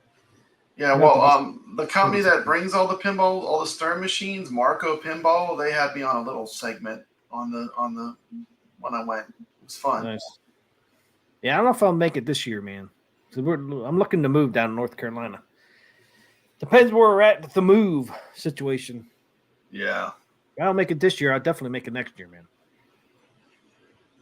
Star Wars is a good cab for an arcade one-up. You can't go wrong with the Star Wars. I would highly recommend. Even the new one. I like it. You can do a lot with it. It's a fun cab. I would recommend Star Wars. I got the new control deck. Check out the mods on your channel to take it to the next level. But it's great. It's a good. It's a good simulation of Star Wars Atari Arcade. SJ says, "Screw Dig Dug for now. I need Star Wars before it's too late." Yeah. Yeah. You would not be disappointed with the Star Wars one. It's probably one of the best cabs they've done, especially this new one. I agree. Yeah, the only thing that's better is the Be Calm modded one. If you can swing that, it's even better. But I mean, the regular Star Wars is a good cab. I would love to see the side of Brad to go off on games. Brad, no joke. Do that video. Bet you would be good. It's that raw thrill stuff. Goofy Foot. Okay, that's my next mod I'll sell. Ticket dispenser. I'll post it on TikTok since that's the ticket redemption generation. Yep, that is. Yeah, you guys can't see my Star Wars right now. I'm trying to move the camera a little bit there.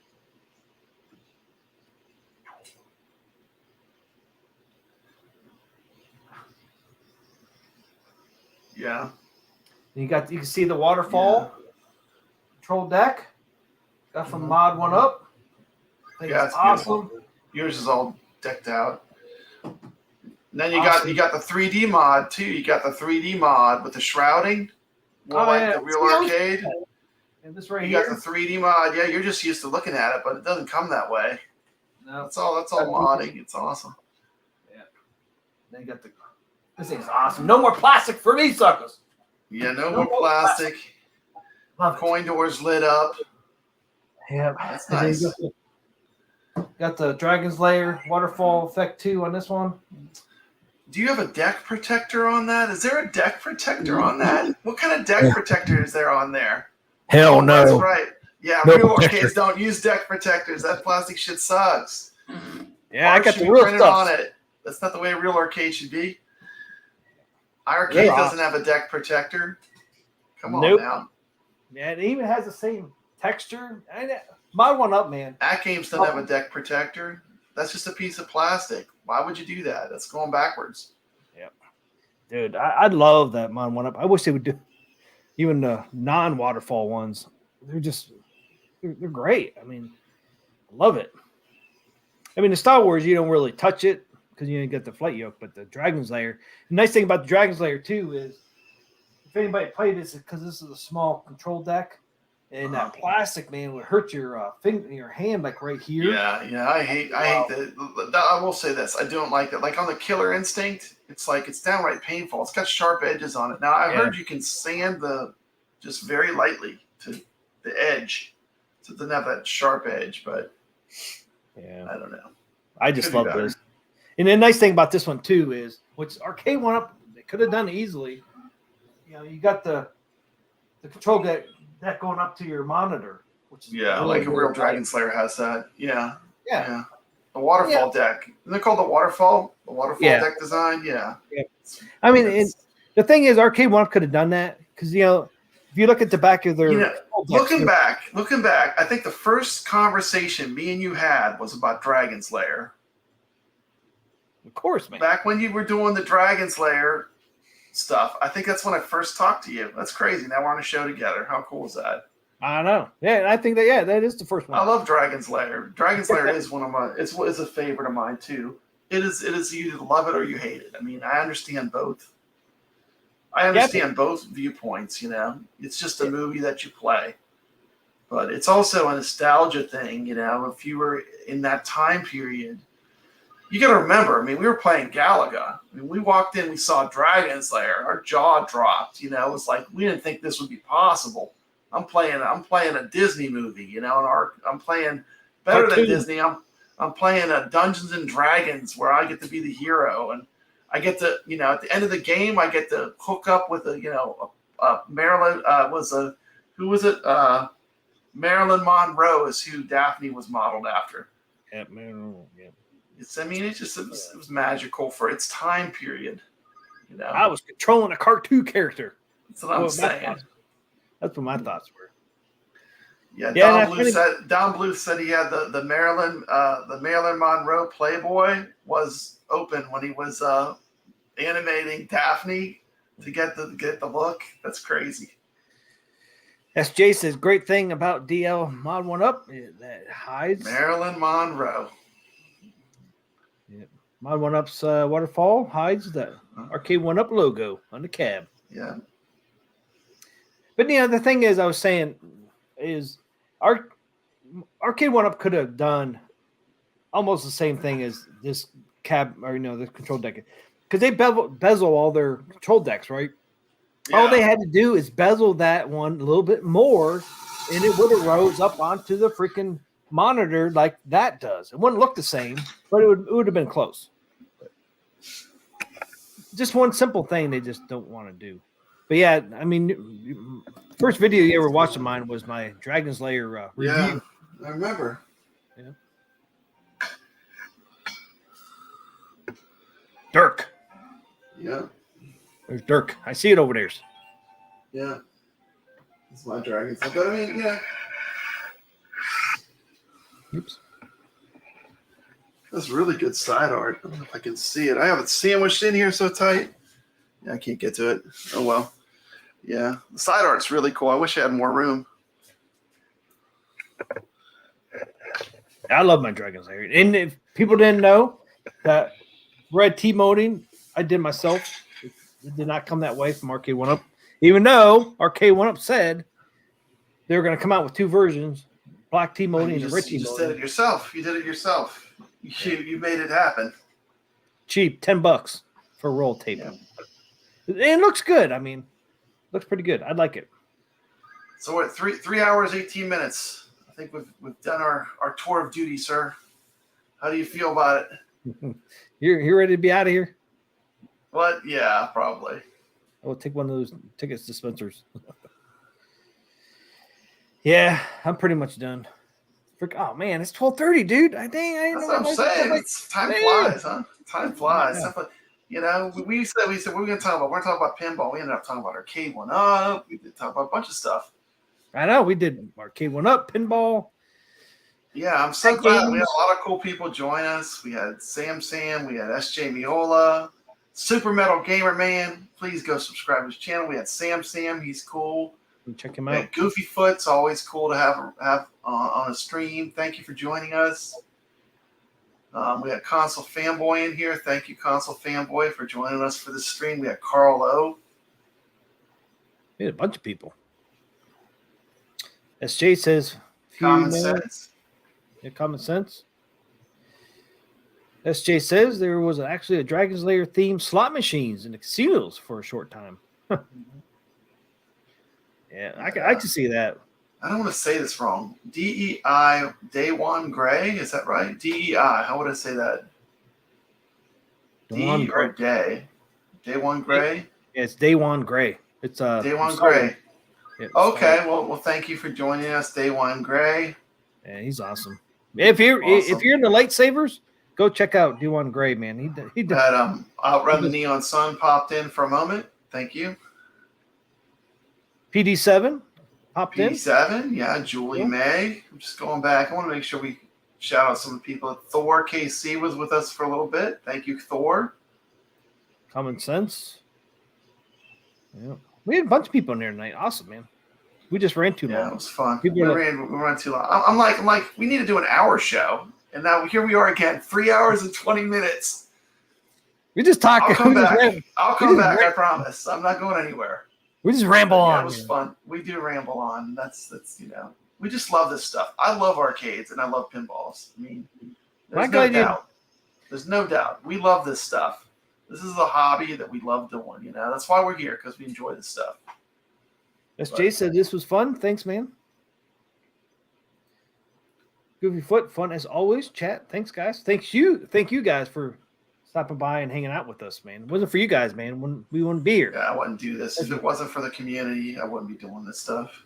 Man, this is awesome.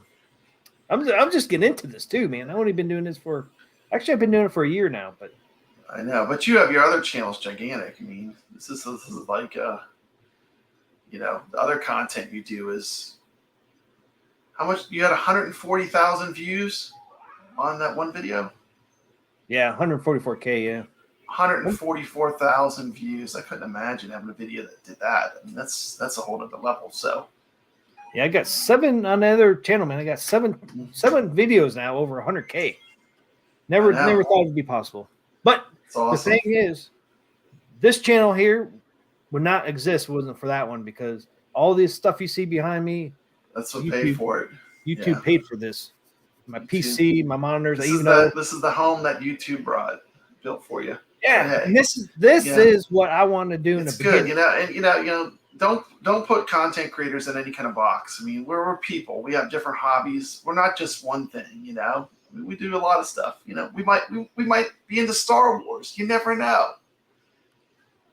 Like this, We might collect lightsabers. You never know. You know, we're into different stuff. You know, it's good. We're not one dimensional. People want to know what this thing is right next to me. I'll be coming out with the video. BD.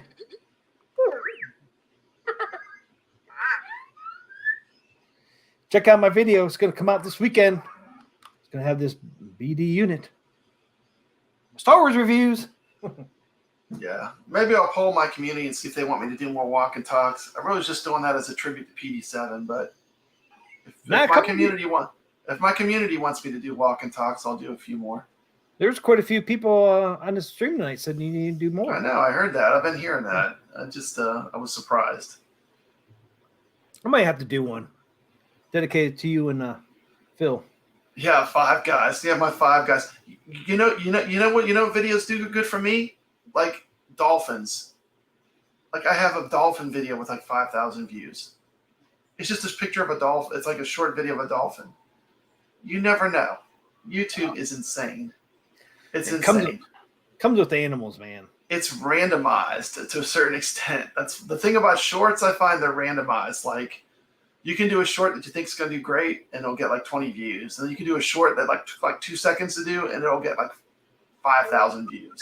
You know, it's just kind of randomized, but that's the fun of it. You know. Yeah, you just gotta get in that algorithm. Yeah, if it gets picked up the right way, I don't know how it works, but I don't either. But if you have animals, that's fun. But it seems like if you have animals involved, you have a good chance to get in there. Because any ones I animals, yeah, animals and dolphins apparently. That's an animal too. People love dolphins. They do. People love dolphins, man.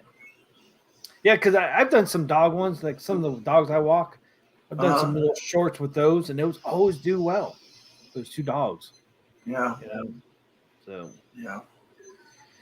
All right, we're gonna call it quits for the night. Yeah. So be sure to check out Papa Brad's Kittens and Dolphin Show. There you go. That will be coming soon. All right. So there was no Dan's AA live stream this week, which are always on Wednesdays at 9 p.m. Eastern, right? There was no Papa Brad, no Arcadians this week. No. Arcadians will be released when we have something to talk about. Like I don't feel like I want to do like a show just to do a show all the time. I mean, when I have news or something to talk about, I will pull together the Arcadians. And then they're not going. They're all my friends. They're not going anywhere. We're solid. The Arcadians will always be around. Yeah. So Brooklyn Menace Friday night arcade show. You guys doing that tomorrow night?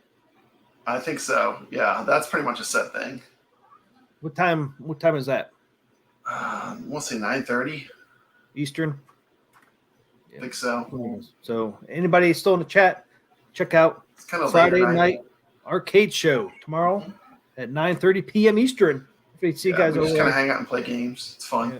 It's pretty fun. You guys do that fight thing too. Oh, the What's it game called? fight. Yeah, the game Yeah. fight is really cool. I love the game fight. Yeah, we put we were putting all the shmups against each other, all the shoot 'em ups. Brooklyn hates when I call them shmups, but all the shoot 'em ups we're putting against each other since they have so many good ones on iArcade.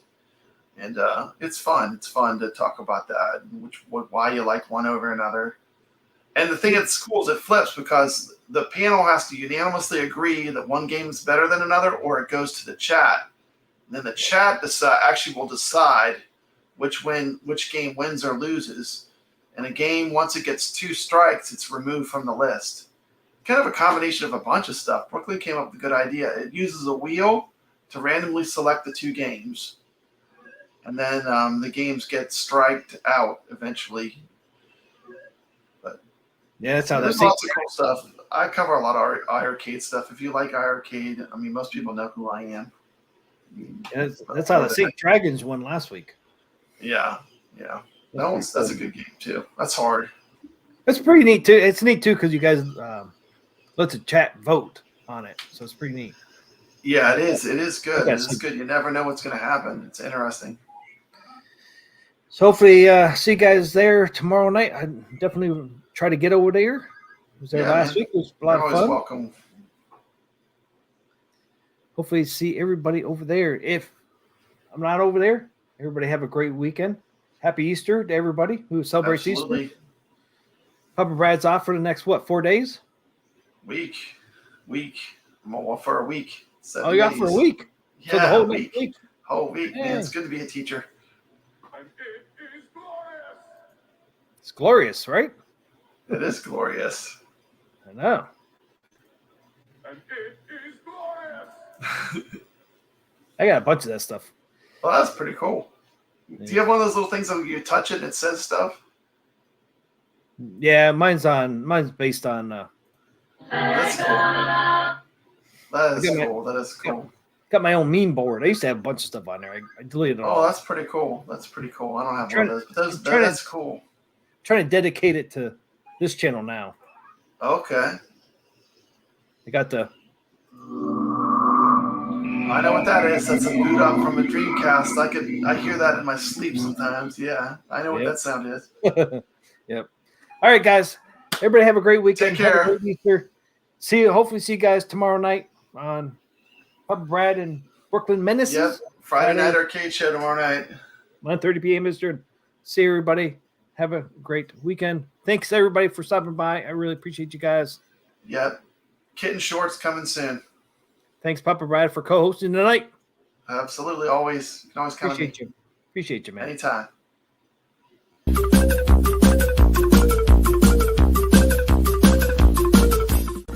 TMCLOSKY presents Arcade Talk live stream. Now we hear you gone.